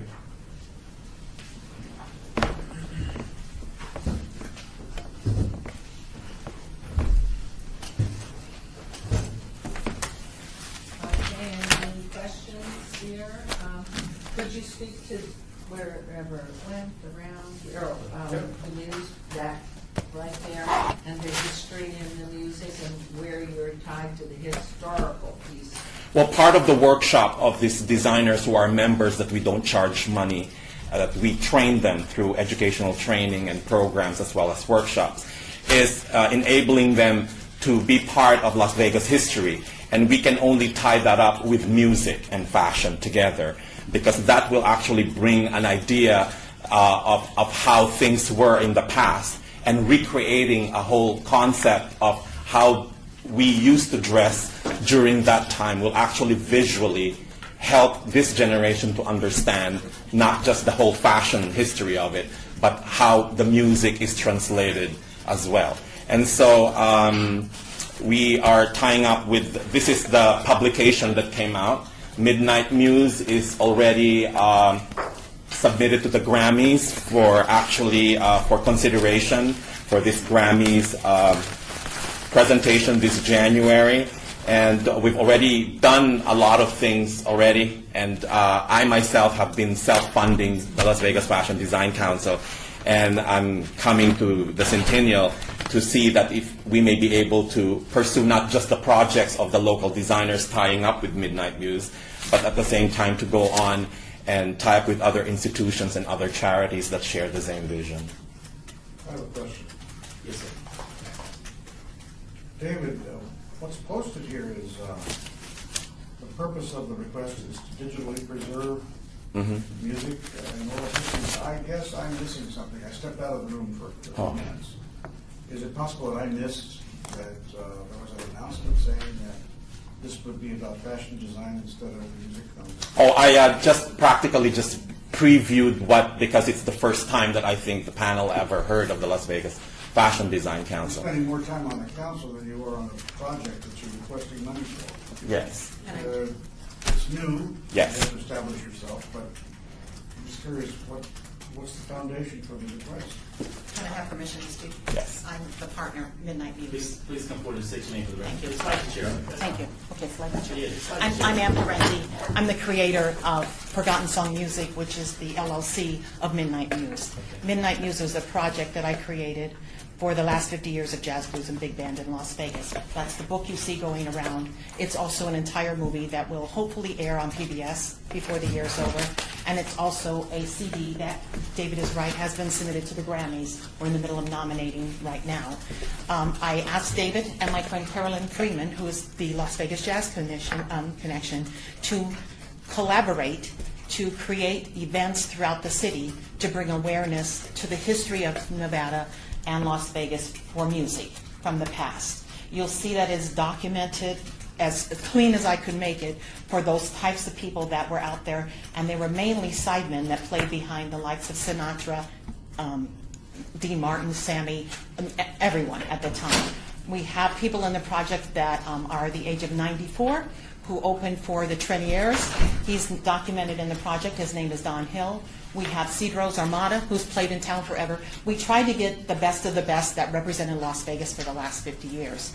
And with that, we decided to layer that by bringing in David's Fashion Design Council to create events that would bring people in to make them more interested in just coming to see music. They would see the fashion of the design. So we created events that will bring the style of the music. Let's say we'll choose 1960 that month, and they will play only the music of 1960, and David's Design Council will only show designs and fashion show of the 1960s. Carolyn Freeman has another organization, it's a nonprofit, that is Big Band. And so we're trying to bring back the idea of the big band eras, and she has a 27-piece big band that we've featured at the Smith Center, soon to be in February, right, Carolyn? Yeah. February. We've done a 3B concert through the Las Vegas Jazz Center at the Smith Center also.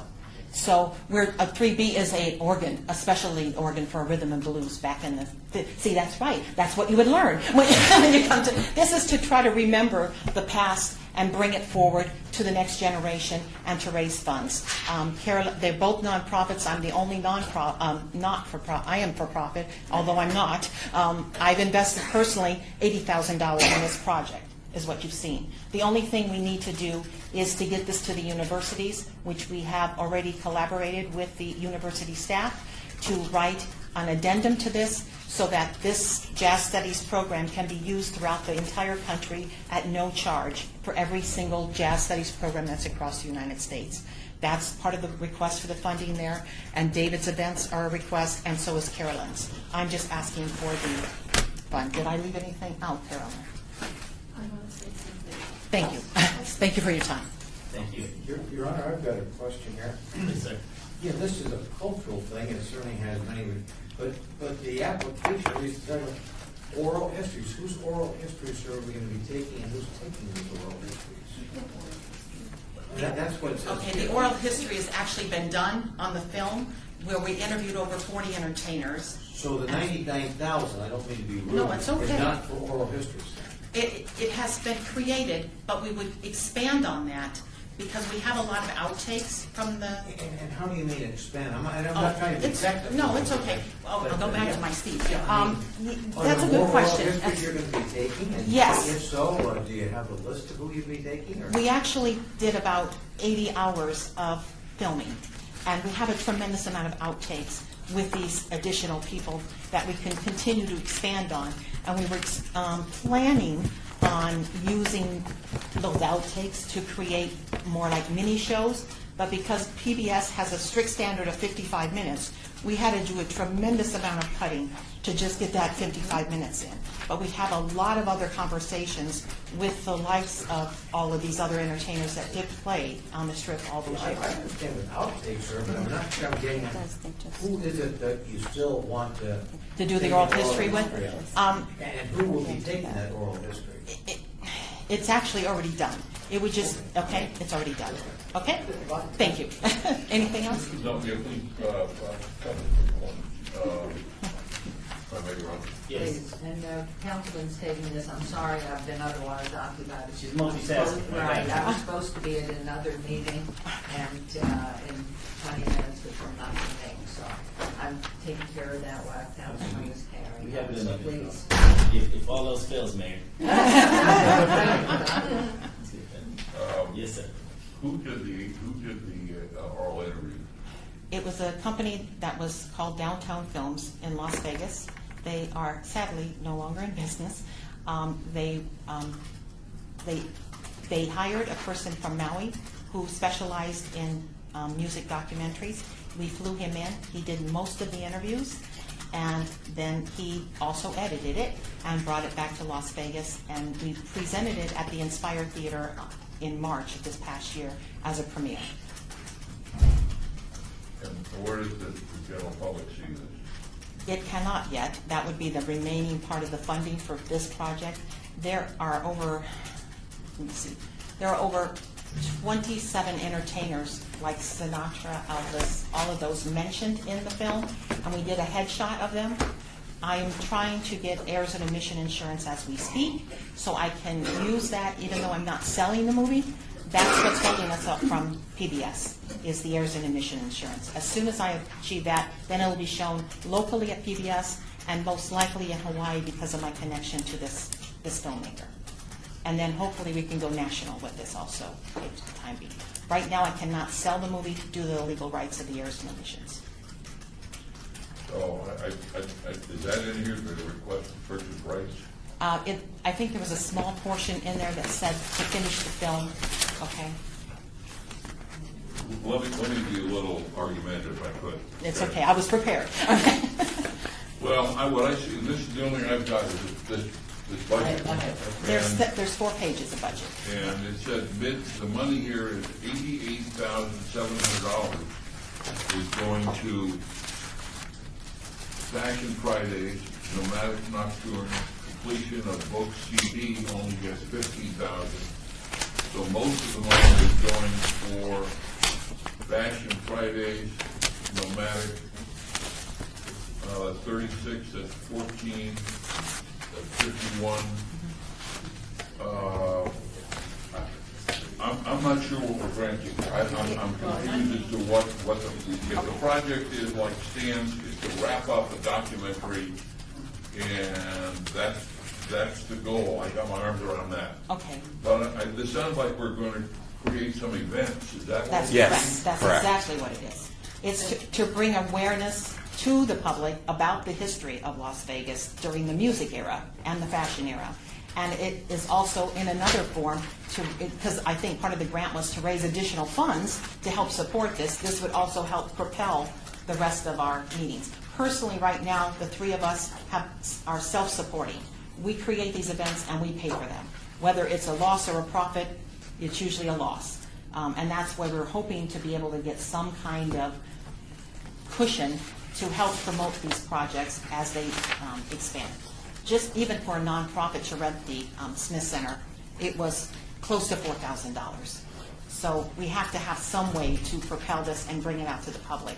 I'm doing my best, and so is David with his, and certainly Carolyn Freeman behind us. And we're just asking we're collaborating, we're doing a unique thing where we're actually bringing in 3 entities to create I think you're doing a lot. I think that,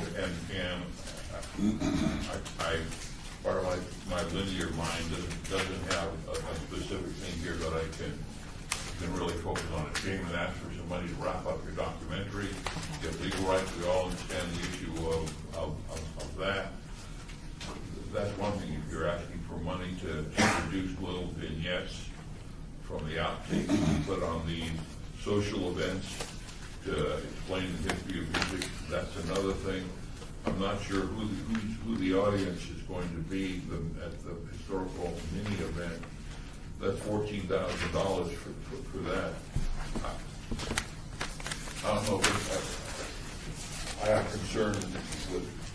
At this point, I would have to vote no because I don't know what I'm voting on. I would associate myself with Commissioner Fill's comments on this matter either. Ms. Briner? I'm having difficulty wrapping my mind around how this is going to tie in with historical design and manufacturing, because it seems like we're talking about, as Commissioner Stoddard has said, it seems like we're talking about several different packages, which seem to be separate packages in my mind. I might suggest that I think you have some really unique, cool things going on here. And there may be a tie back to our organization, but it's probably in your best interest to maybe split those up in some fashion. And really maybe even work with Esser to really zero in on how that ties into historical relevancy. I do think I applaud you for everything you guys are up to and doing. It's something that it clearly is something needed here in the Valley, but again, you've got so much pushed into one box that we're having trouble making our way through it. So that would be my advice to you, is to step back, break it down, figure out what's relevant with And I would also ask what your timeline is. Do you have other funding available? If this doesn't necessarily fit into the criteria of the bond, because that was a concern I had too, was how does what you guys are doing this project fit into the criteria we have? We will continue on regardless. That is the sad story. We will continue on, and that's what we've been doing as in separate entities. We decided what we were trying to do was to create a collaboration that was unified, that we could layer upon each other and kind of hold hands, in a sense, to get these events done without it all devastating an individual person. The better the choice. I was the one with the historical aspect of the project. Let's not deny that. Okay. I thought it better to bring in other entities that were nonprofit to help the cause. And with David's connections of the fashion industry and Carolyn's connection with the jazz initiative, and she was also the past president of the Las Vegas Jazz Society, which you'll also notice is documented in the back of the book, the last 40 years. We wanted to collaborate all that. The movie is done, the book is done, the CD is done. I'm asking for a little bit more funding to help it become a project for the universities across the country and to create the heirs and omissions insurance. If I have a problem, I might have to pay more for that. And that's what my part of it was. David's part was to have the events so we could showcase all of this and hopefully raise more funds. Carolyn is the Nomadic Nocturne, would also have events to raise more funds and bring awareness of the history of Las Vegas. Does that make it a little clearer? So having said that, how would you break it out from a dollar? We have a budget.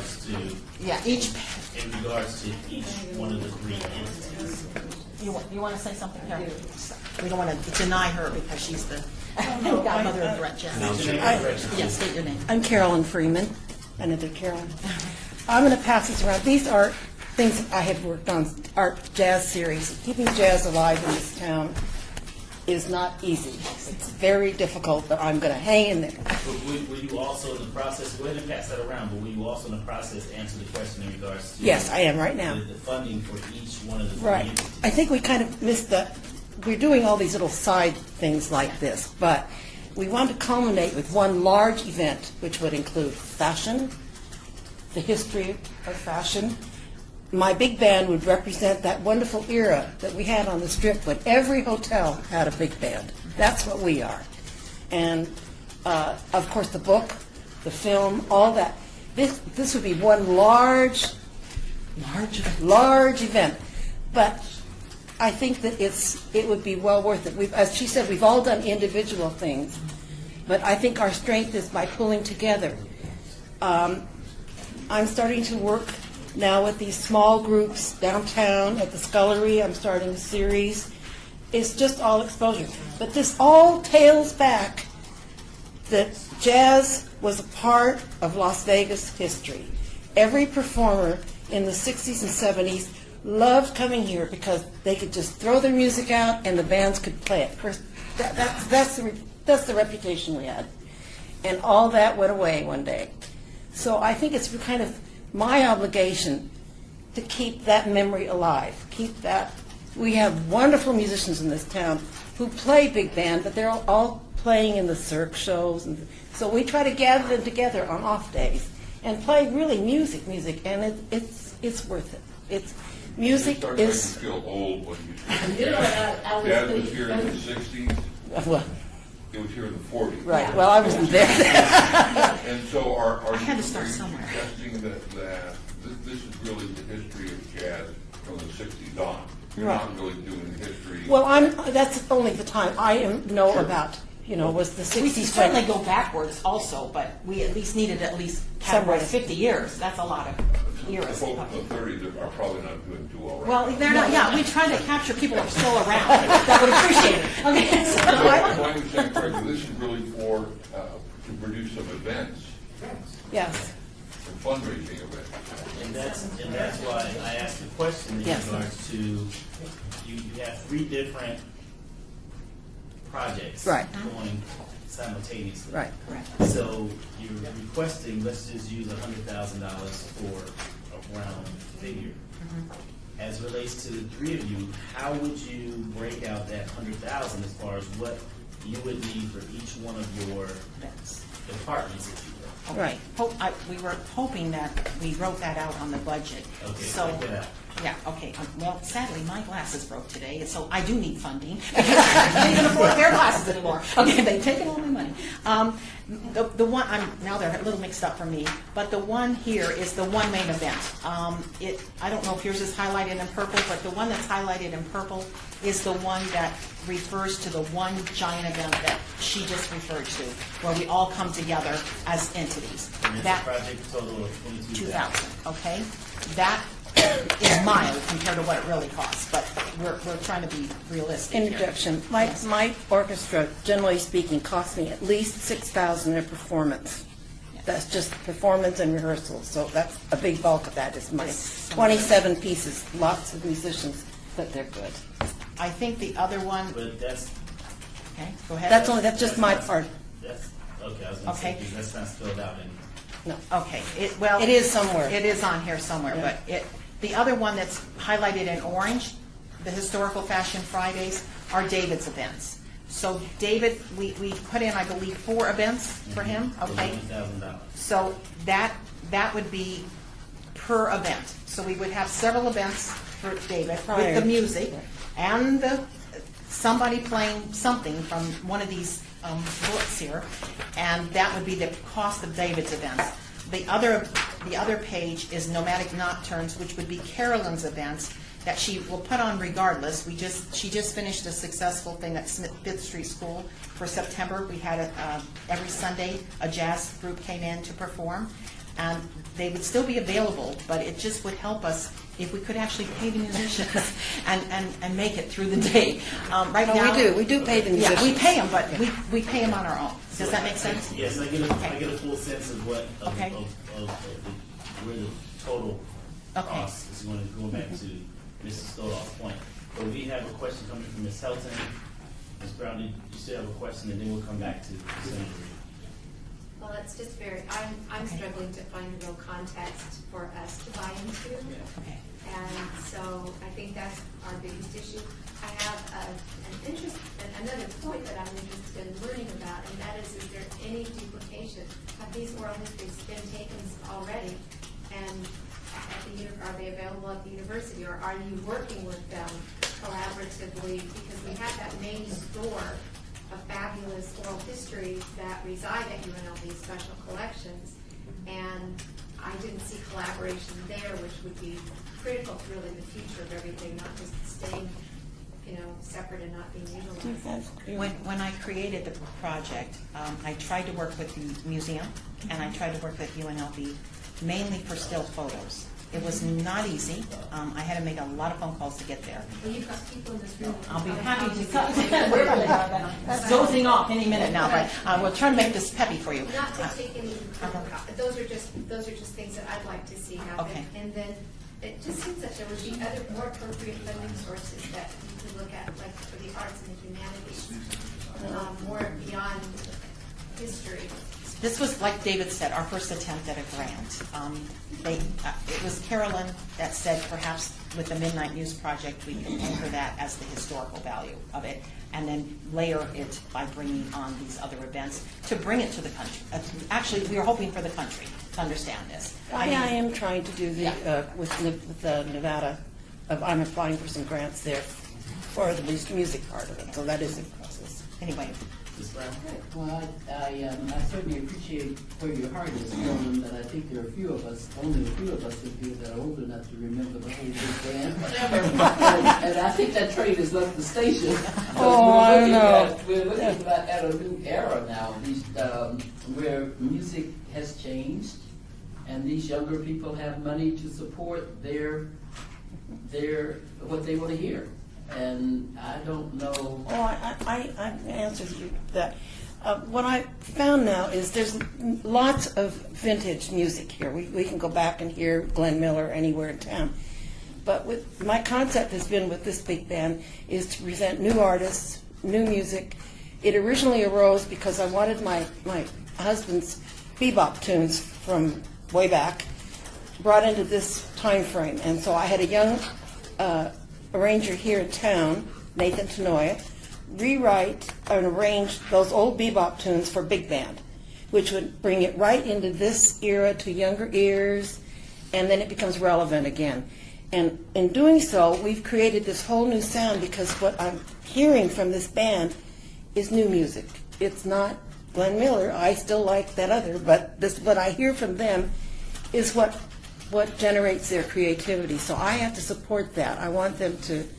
And big band is very, it's happening again. It's very strange to me, but it is happening. So that's. I believe that it really comes down to the mission of the Centennial and whether or not this falls within the category of what we're positioning to fund. So at this point, I would like to open up the floor to the commissioners in regards to your additional thoughts or possible motion moving forward so that we can address the application before us.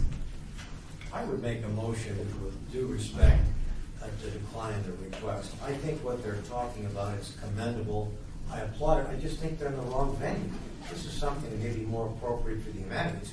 What you're talking about, and I can relate a little on a talent background, but I just don't think that's within our mission statement. So I would be the bad guy here and respectfully move to decline the application. And I would second that motion with respect to what you're trying to do. Thank you. So there's a motion on the floor that has been seconded. Is there any questions on the motion? And I have to abstain because of the fact that I have appointed David Tupaz for the Arts Commission, and it just so happened because of the conflict, there is a greater person there watching, and so I will abstain on the vote. Well, if you abstain, does that mean? You abstain. You abstain? Did we vote on that?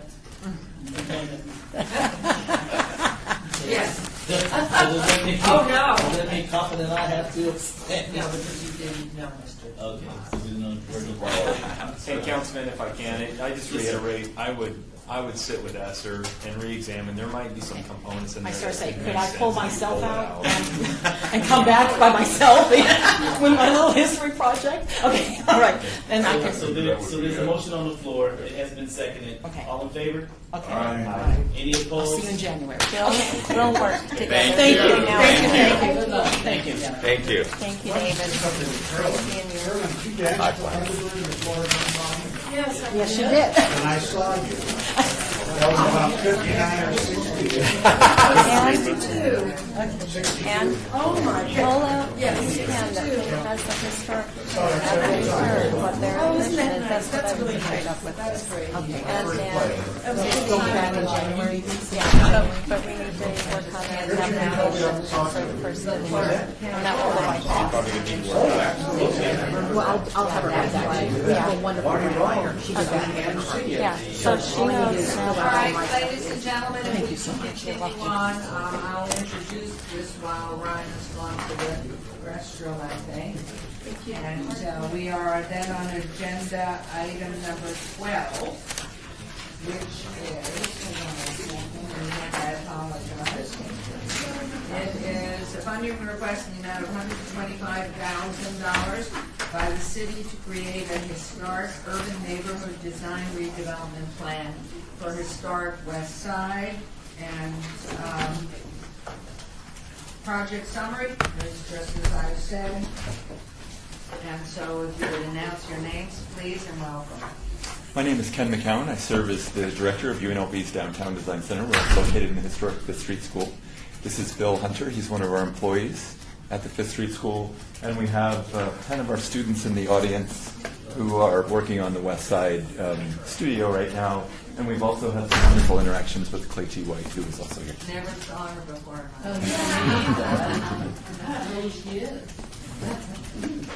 So please continue and describe what you're asking. The UNLV Downtown Design Center is an off-campus entity located in the historic Fifth Street School, and it's meant to be a bridge between the community and the university, basically reaching out to communities and finding out what their needs are, where their visions and aspirations are, and looking back into the university to see how we can leverage those resources to help move them forward.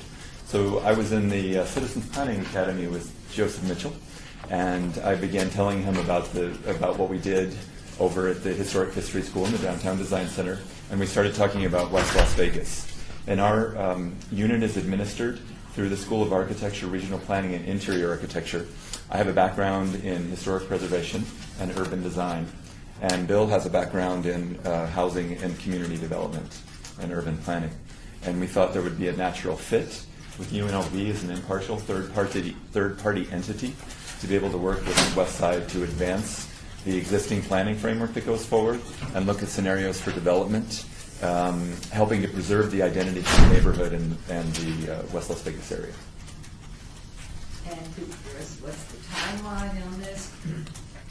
The timeline is, yes, what we want to do is we want to be able to work on a partnership where we leverage our student studios. So our students come in and we give them projects to work on. So the students have been working on the project this fall. They will also work on the project in the spring. And then at the end of each one of those semesters, we want to hire those students on, and we want to put together a professional plan for you all to be able to use. So the students can be used in a way that they can deliver a professional product, but what we can do is we can hire them on and take the projects and advance them and move them forward into a document that's useful for West Las Vegas to move forward with historically sensitive development. And you would expect the completion that you would submit the conceptual urban plan in February? We have 2 cycles that we're going to use. In the fall, we're cycling through a very quick planning exercise to try to. It is right. And then over the winter break, what we'll do is we'll document what we did in the fall, and then the students that come in the spring, and we're going to bring several new students in the spring. We'll catch them up to speed on the project. We'll run another cycle of planning investigation and design investigation, and then in the summertime, we'll hire the students on. We'll put the document together, and we should have it to you by August of 2015. And so much of your budget is salary, I understand. It is. And the technical support will be offered by the university? Yes. Gratis? Yes. Or into their budget? Yeah, the Downtown Design Center, the director is funded by UNLV, and the city has given us the space. We need funding to hire on the people to actually do the projects. And have you made any other requests for funding from any other body? We have. Iowa State University would partner with the UNLV Downtown Design Center. Iowa State University has a comprehensive college of design that contains community planning, graphic design, industrial design, urban and regional planning, landscape architecture, and architecture. It's also one of the top 10 ranked universities in the country in several of those programs. So we see UNLV as having a very specific investment in the locality and the people living here. And then Iowa State is going to provide an additional level of expertise. Donated by the university? Yes, and there will also be there will need to be funding for the summer salaries. They will provide that? The grant money will provide that. The faculty are on 9-month contracts, and then the summer funding. The leveraged funding that we have on this is the studios. So the students, if they were in firms working on this project, they would be paid about $15 to $18 an hour. The students will put in 25 to 30 hours per week. Additionally, the faculty time during the semester will be donated and paid for by the university. And so each one of these students that are here with us today, is that the entire? Is that your entire group? It is for the semester. Okay. Mm-hmm. Would they be good enough to say their name and what their involvement is and how long, what level they are at the university? Absolutely. So can we start with the bravest soul of all? Okay. And please also announce your affiliations in the student organization. My name is Roger Engel. I'm the president of the AIS chapter, the American Institute of Architecture Students at UNLV. I'm a 4th-year student right now, finishing up my senior year before going into the master's program. I've spent most of the semester researching the previous plans and redevelopment that have gone on in West Las Vegas, and I'll pass it along the line. Are you a native Las Vegas or I'm have from you San moved Diego, here? California. You're from San Diego. Thank you. Hi, my name is Hugh Wynn. I'm a 4th-year student as well in architecture. I'm originally from Houston, Texas. My group is also working with the community of West Las Vegas, that project. But our main focus is more on the community integrated resorts project, focused around the Moulin Rouge site. I'm also the vice president of the American Institute of Architecture students. Wonderful. Yeah. So you're really looking at the historical west side. Yes. Rather than West Las Vegas. Yes, the historical West side. side. Yes. Hi, I'm Javier Gonzalez. I am also a fourth year student with my peers. I'm originally from Guatemala, though I've been living here for going on 10 years. So I finished high school here. And Which one? I'm sorry? Which high school? Oh, Green Valley High School. Sorry. Sorry. Okay. So yeah, and I'm also the director of Freedom by Design, which is a community service branch of the American Institute of Architecture students. Currently working with a charity in the Valley to also help them install some children units. It's a small project that we have aside from this particular one. My name is Sandra Contreras. I'm from Mexico, and I'm part of the fourth year architecture student. And I'm involved also in the AIAS as event coordinator. I help at UNLV to create events. And my participation in the West Las Vegas is kind of historical. I already put a timeline, and I look at the Pioneer Trail that is being done, and I just went through it and check if it's working or not, and I'm just I've been checking and I'm trying to see if there's a way to make it better and give it for the community to preserve the historical awareness within the West Las Vegas and for the whole Vegas. So. Thank you. Yeah. I'm Centennial Lee. I'm from South Korea and first year student in architecture. And I'm also AIAS membership and in Downtown Design Center. I research school, market, and park in the West Las Vegas. And especially I researched school age children because the area is to make better safety area for children. Good. I hope you all are visiting Councilman Barlow here, because that's his ward. Yes. You know? We've met. So he's going to watch everything. Thank you. My name is Alicia Reyes. I'm a fourth-year student at UNLV. I'm from Huntsville, Alabama, originally. For this project, I'm working on the community integrated resources and AIAS member, the student representative. Great group. One more. Originally from the Holy Land. I've been looking into demographics in the area 10 times. And the biggest thing I was looking at was the vacancies in the historical area. And where it's going. If I could, I want to talk about one more. Sorry, you can sit down now. Thank you all for coming and presenting so well. It's nice to hear. I want to talk about one more product that we have to deliver, and it's actually the process. So what we envision throughout this semester is that these students will be able to interact with community members and discuss with them what their hopes, dreams, concerns, and issues are, and document those types of things. Bill will basically run the website and the interactivity, basically explaining what's happening in those meetings and keeping the community informed. He'll be the community outreach person. And we hope that what we will build over time is we'll build a relationship with the community. The UNLV Downtown Design Center is impartial. It's not going anywhere. The same thing with Iowa State University. And we hope that we can help catalyze a long-term relationship to help grow the community. Comments, questions? Yes. What is your end product? After you finish with your research and development and you analyze all of your data, what is the output? We believe that what you'll have out of this output, and we try to operate in response to what needs are. So what we presented in the proposal is that you'll have a report, you'll have a website that will be interactive, and it will promote the plan. You'll have the physical plan itself.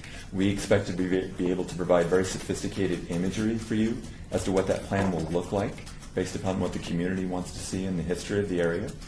Additionally, we expect the West Las Vegas 100 to potentially evolve into a brand and an identity for the area. So with that, when you look at leveraging Iowa State, UNLV, and the monies that you're requesting from the Centennial, what is the value of the entire package? We're looking at 100. We're looking at 96,000 for UNLV, 55 for Iowa State, and the match from UNLV is 125, if I remember correctly, and the match from Iowa State is around 150 in leverage funds. So that gets us up to like $350,000 or $390,000 total effort. And at the end of the day, who does the intellectual property belong to? The intellectual property would probably belong to the University of Nevada, Las Vegas, but it's free for you to use. At the city of Las Vegas? Absolutely, yes. UNLV and Iowa State are both public institutions. The knowledge that comes out of those are in the public domain. We couldn't take the money from the city and claim that we had a private right to it. I think you read his biography. Oh my gosh, Taj Mahal, landscaping, preservation, and the military thing. Yes, please. How much is the grant required? I see two numbers, 125, 125. What was, there was 151? It said 151. There's 96 for UNLV, and there's 55 for Iowa State. So the total grant is 151? Yes. Yes. Do we have an issue with? We've got a request of 125. That was on our grant application. And there was a correction on the material that I received that indicated that it was 151. And also what's been published, though, Is 125. Is 125. So if in fact there were additional, would they not, for public reasons, have to resubmit a second application? Yes, not an application, they would have We're to, empowered today to yes, to do the 125. 125. Well, the second question then is really kind of gets back to what Hannah, Commissioner Brown was asking, and I think that one of the students was dealing with that.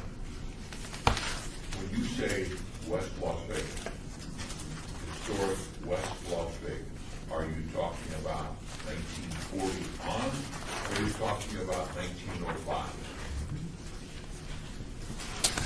More than a time frame in terms of history, numbers, and years. What we were talking about applies to geography. We have a presentation that we were not able to load earlier. The footprint of land that we were looking at and will be responsible for within the planning process is, actually it is in there, is what is considered the historical west side, bordered by Owens in the north and Martin Luther King on the west. It's considered the historical west side. This was it, yes. No, you said West Las Vegas. No, historical and west. In our mind, Okay. the ones of us that were raised there is a complete distinct difference in West Las Vegas and the west side. Right. I was raised in the west side. West Las Vegas is way Is everything, is yeah, and it may be not that significant, but it's significant when you're talking about the geographical area. To us, it's very significant, as you're pointing out. This is my mistake. Please don't let the team suffer for my mistake. I'm not talking about the third component that I have is not the current definition of West Las Vegas. I'm talking about the original, quote, land sales, as it was called, the original Las Vegas, which is within West Side. That was January of 1905 up until about 1940. Are you dealing with that element, or are you really dealing with West Side, which really crosses over Owens? I mean, the West Side didn't stop at Owens. it was, When I was raised on the west side, it went from Bonanza to Harrison and from A to H. Owens was desert, tumbleweeds, sagebrush, but it was, because it was a mile and a half square. yeah, I think take a look at that as well, because even after Hannah's era. He was trying to be very careful with that. Then I share my value. The whole era, though. Yeah, but then it did expand. It did expand. On the both sides. The old areas, that's what we did want to say. And also there's some sensitivity of the 20s and the 30s, what took place there. There was a community there, and just sort of pick up in 1940, if that's the project, then that's fine. But if we're talking, so I think you can redefine the wording, west side, West Las Vegas, in the time frame you're asking. Here's a loaded question, and maybe you've got the answers, since I think you said you reviewed all the documents. On page 2 of the grant description, second paragraph, it talks about all the plans that have been done before for West Las Vegas. It ends with a wonderfully university-worded statement. While these plans exhibited strong values and promise for the area, the impact of the plan has not been optimal. I'm going to use those words in the future. Why are you going to tell us in this one, not wishful thinking, but is this going to be one that's going to be based on the pragmatic reality of that we don't have $500 million to invest? I mean, give us a sense of what you're talking about over here, that through this project we seek to re-energize the thriving economy and community that defined historic West Las Vegas prior to the 1960s. That seems to be a pretty strong filter. So are you going to come up with a plan that is going to be more than optimal, with something that's going to be working? Is that the goal? Yes. Okay. Yes, we want to, as I mentioned, we want to meet with the community several times throughout the semester. We want to hear what their needs are from all the various stakeholders, and we want to be able to provide the project based upon a standard of research and standard of vision that optimizes sort of the grand scheme versus what we can actually accomplish. And as I mentioned, we're an impartial entity. We don't have a stake on either end of that spectrum. We want to find out where we can meet in the middle and get things moving forward. I'm again on page 3. Phase-based deliverables. Is there a timeline that you could supply and bring back to this group? We meet 4 times a year. Some updates that you could present to this organization so we could sharing the excitement, sharing the progress as we move forward? Absolutely. We can invite you to the center. We can come here and make presentations, and we can keep you abreast of what's happening on the website. All three of those options. Great. Thank you. Thank you. Senator, please. I'm having a little difficulty understanding the Iowa State component on this. I know the good folks in Ames love us, but I mean, I'm looking at this thing, and the value of their in-kind contribution is $150,000.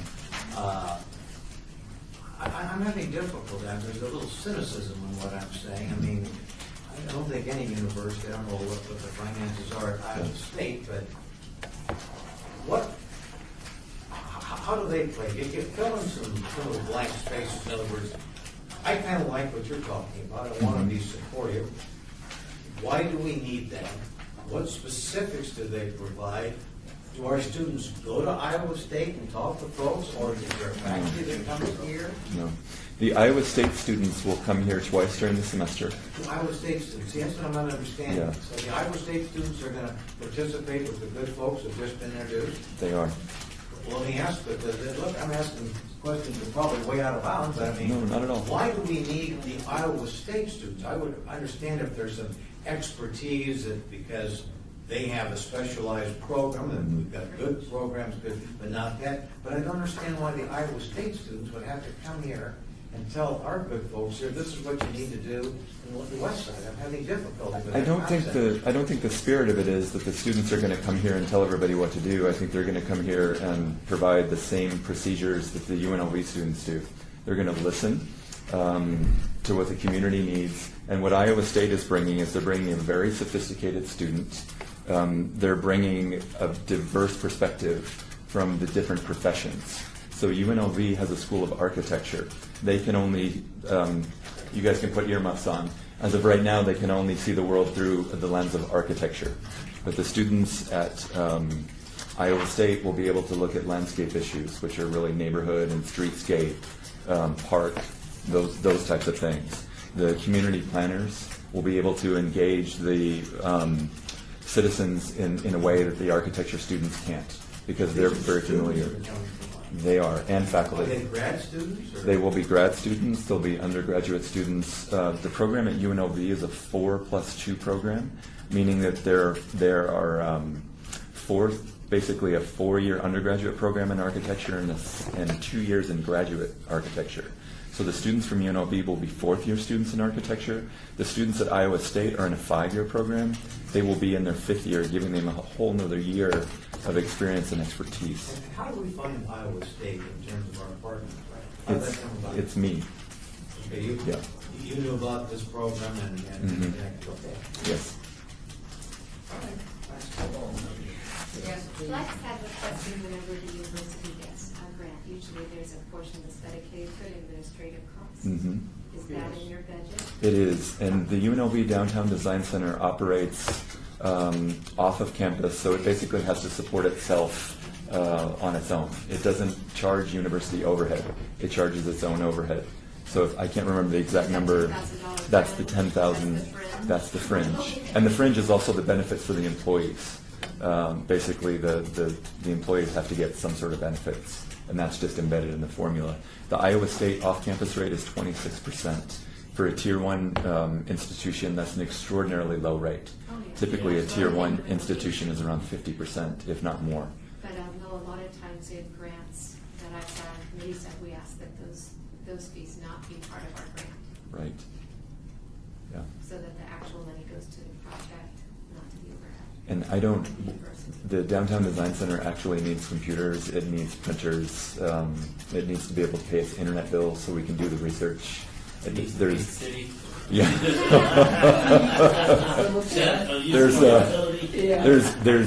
There's absolutely no fluff at all in that overhead. It's really. Yeah, the Iowa State 27%. We've got the student facilities that basically are being used throughout the semester, and the university actually charges the departments for use of those facilities. So the students at the university don't even get to use their space for free. They have to pay for the space. Yeah. Mayor, before I would vote to approve this, I'd like to know what our planners have to say. We've done this before, I think. It may not be exactly the same, but don't we have a library of work that has been done about the west side and how to save the west side and how to bring it back? The words we seek to re-energize the thriving economy and community that define the historic West Las Vegas prior. I can't bring it back. There's a couple of things that we're looking at here. One of the catalysts for this project is the stadium. And the stadium development, we believe, is going to cause a... Talk about the city stadium proposal? Yes. What if that never comes about? Well, that's true. It may not come about. But whatever development is going to happen on that top corner, we're potentially looking at a ripple effect that's going to go across the interstate and come into West Las Vegas. So that's a new planning context that hasn't existed before in any of the previous plans. Additionally, what we're looking at is we're looking at the idea of developing design imagery off of the planning. So the planning documents don't exactly look at scenarios of design on individual sites and look at what the implications of the planning principles are.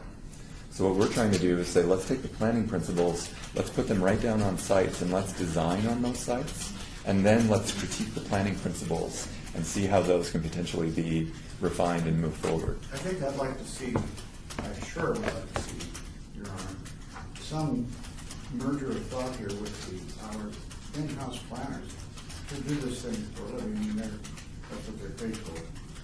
And I think we are, is it all redevelopment in there, by the way? Is that whole area part of the RDA? Yes. Yes. It seems like we should take this and think about this in terms of what it could do to supplement what the RDA is trying to do. So we don't duplicate something that we're doing now or that has been done. Right. We have no intention of any duplication. The efforts that we've done in previous studios, we worked with the Factorly company, RIP, on a project for downtown, and we actually worked with Flynn's office on the form-based code. So we had Flynn's office, David Cornoyer, Michael Howell, and Robert Summerfield. We had them in all of our reviews, and we actually hosted a lot of the planning meetings on the form-based code at the Fifth Street School. So it's our intention that once we have this process in place, that we involve the planning constituents, we involve the community constituents in the process. It's a little over my head. In other words, it sounds good, but I can't figure out what it does. Because that's not very much money. In other words, you're not getting a whole lot for that, although the student rate allows us to get a lot of work done. But to what end? To what end is it? And maybe it's perfect if it would fit in with stuff we could be doing. Maybe some members of our planning staff have yearned for this very sort of thing to happen. But I don't know that. Maybe they're ready to jump on board and would help, or maybe even welcome this as part of what we're doing. I can probably help you out, Council, because I asked the same question specifically as Flynn was transitioning. And I asked Flynn in relation to the project, and Flynn actually highly encouraged it because I said, well, what about the duplication of services? He said, there's no duplication of services. It's no different than when the APA came to the city of Las Vegas, I believe, 2008, and basically brought a concept that actually they gave the concept to the city of Las Vegas. And with that, I believe at that time the APA paid for a large amount of that on their own. However, the city of Las Vegas provided the location for them to host the community meetings.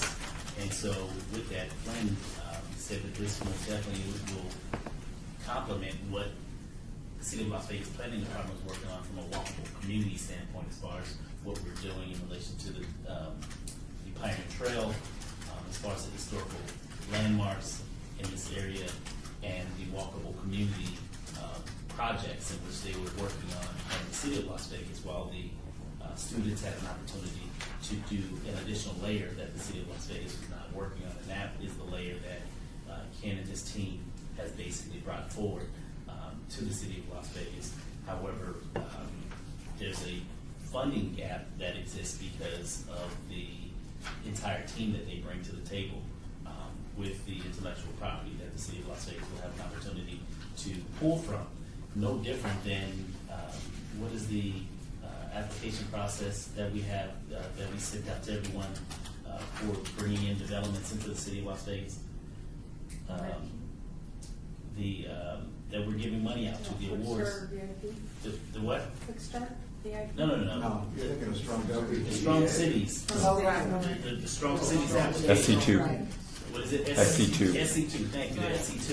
And this is the same concept as far as, but just in a reverse type of way where the SC2, that funding is coming from where? Is that the government, federal grant? EDA.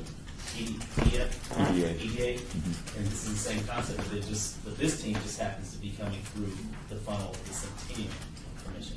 So I asked those questions because I too didn't want there to be duplication of services. So, what's the total package? Everything in kind, Iowa State.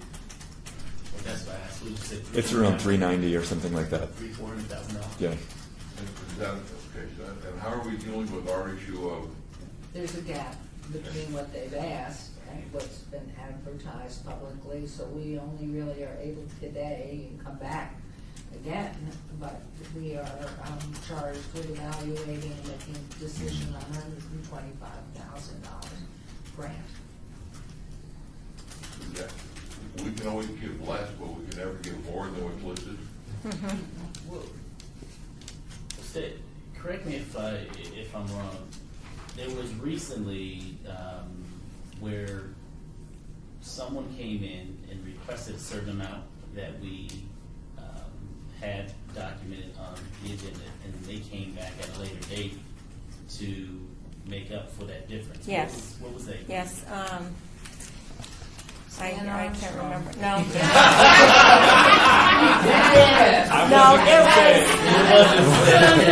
It was the Culpus series. They had requested an amount. We didn't get it on the agenda, but they needed like another, $1,600. That was Dee Naves. So they came back and asked, and we just amended it. Process that we. They just came back and asked. We just put it on the agenda for the next Motion to meeting. approve. Yeah.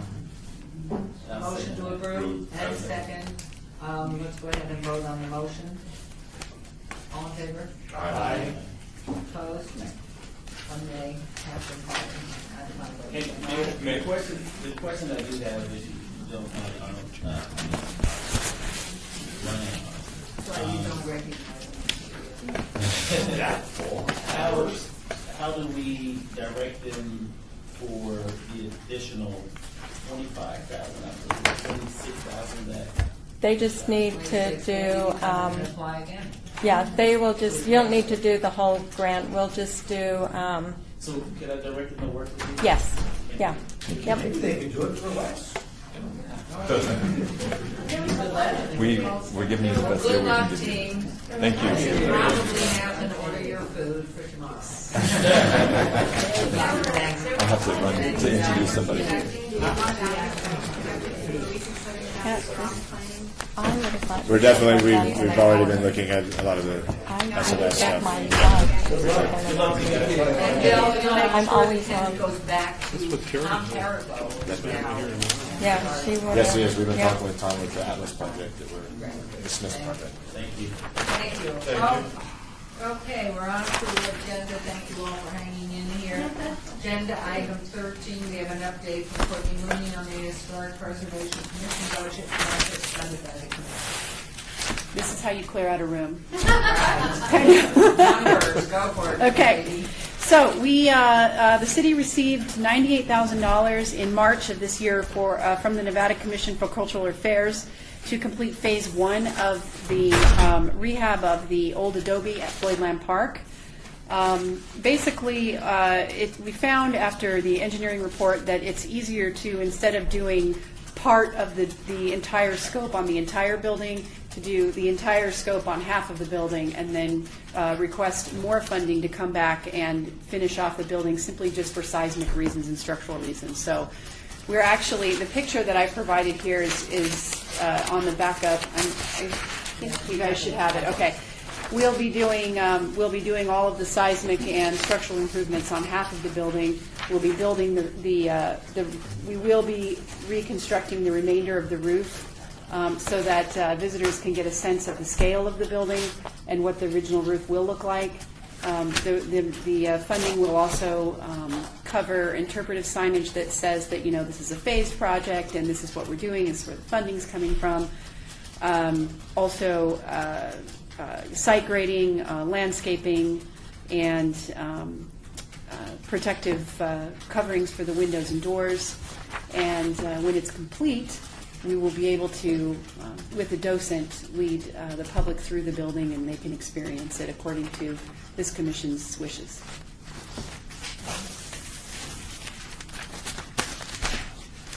Questions? Do we need a motion to approve the report as stated or no? Discussion. I love being the last one on the agenda. I know. Courtney, who picked up $100,000, I think, from the state of Nevada to help. Sure. Adobe has to be maintained. It's a living thing. you have to constantly reapply forever, you know. Has that been contemplated in that grant, or how are we going to do that? Well, we can certainly look at that as future phases. It's been up there for 100 years, and it's held up fairly well, with the exception of, we think the biggest issue is that runoff that's coming from the slope. With all the removal of the original landscaping, the trees and the foliage, the water really has nothing to stop it. So it's kind of been taking that building out. Recently, it's really suffered the most of its damage in the most recent years. So yes, we have considered that for future phases for funding for maintenance, and also using that as an opportunity to work with school children to kind of teach them how to make the mortar, they're basically caliche blocks, so how they can, how the building was constructed. But you can continuously apply it, and that's a good school project. Correct. Reorganize it, because it has to be, if you do it continuously, every couple of years, well, it'll never go bad. Correct. It's when you let it go a little bit that it really goes down. Thank you. Agreed. Okay, there was a motion to vote in, right? No, we did not vote yet. Oh. But who made the motion? I made the motion. For approval? Okay, thank you. I'll second it. Okay. Aye. Okay, all in favor, please signify. Aye. Anybody opposed? Motion carries, and it's Ms. Brown coming back, I hope so. Yeah, she's Okay. And do you have another? I do. Item 14, I believe. Yes, this is a discussion for possible action regarding a request for a second amendment, oh, boy, this is a good one. Second amendment to the amended and restated memorandum of understanding with the City of Las Vegas, A, to authorize funding of 1, public outreach and education, 2, bricks and mortar projects, that was 2, and then B, to approve the transfer of Centennial funds between the projects and programs through recommendation by the Historic Preservation Commission and action by the City of Las Vegas. Mayor. Does anybody understand what No, I mean? what does that mean? I have no idea. I'll second it. Yes. I was going to say that I move for approval. Okay. I love it. If this isn't right, Courtney, No. I need not tell you what the consequences The final approval of City Council, so we'll figure it out. That's the other item. That does look another good. one. Yeah. You're all- So you go ahead and make a motion? Yes, second. Second over there by Member Stovall, and all in favor, please vote. Aye. Opposed? Okay, the motion carries. This is why this comes back to the city. Do you have anything more? One last. Lucky it's not Oscar. I watched the water there. I thought maybe it was Bombay Sapphire. Well, Courtney? One last item, item 15. Can you Oh, I have to read it. Sorry. I'm so sorry. You'll read the right thing? Okay. This is agenda item 15, discussion for possible action regarding a request for a second amendment to the amended and restated memorandum of understanding for the City of Las Vegas to increase the Historic Preservation Commission budget to $100,000 with $75,000 allocated in operating funds and $25,000 allocated in small grant fund, and to further request an additional $75,000 for the purpose of implementing various preservation projects and providing small grants. Please explain. So you want to hook on the money, huh? Is that it? Right. Please No, explain. and our senators have to go, so let's move this discussion. That's what I'm saying. I will be This brief. is brand new. Yeah. The current MOU between the Centennial Commission and the City of Las Vegas on behalf of the HPC provides a maximum budget for the HPC of $75,000. Currently, all of that is allocated and/or encumbered, expensed, etc., with the exception of $25,000, which they have moved into their small grant fund. So that's what the commission has right now. Total is $25,000. The HPC has directed staff to recommend an increase to the overall budget, which is $100,000, which minus the $25,000 they already have is a request for $75,000 from this commission for the total $100,000. Move for approval. Question? You're asking. Question? Go ahead first, your voice came first. Maybe it's on a motion. Courtney, is this going to be for new? In other words, everything is new here. We're not talking about supplanting anything that might be a money source from someplace else. Are we? Correct. This is new. This is for the commission prioritized and assigned some cost estimates to various projects that they would like to complete. And so all of this would go towards implementing those projects and providing more small grants. Okay, so it's a new thing. We're not worried about. I just want to make sure we're not increasing the overhead charge to the transferring the overhead charge across the HPC money. Okay. And That's it. That's main Member thing. Arnold had a question, no more? He gave up? He's hungry?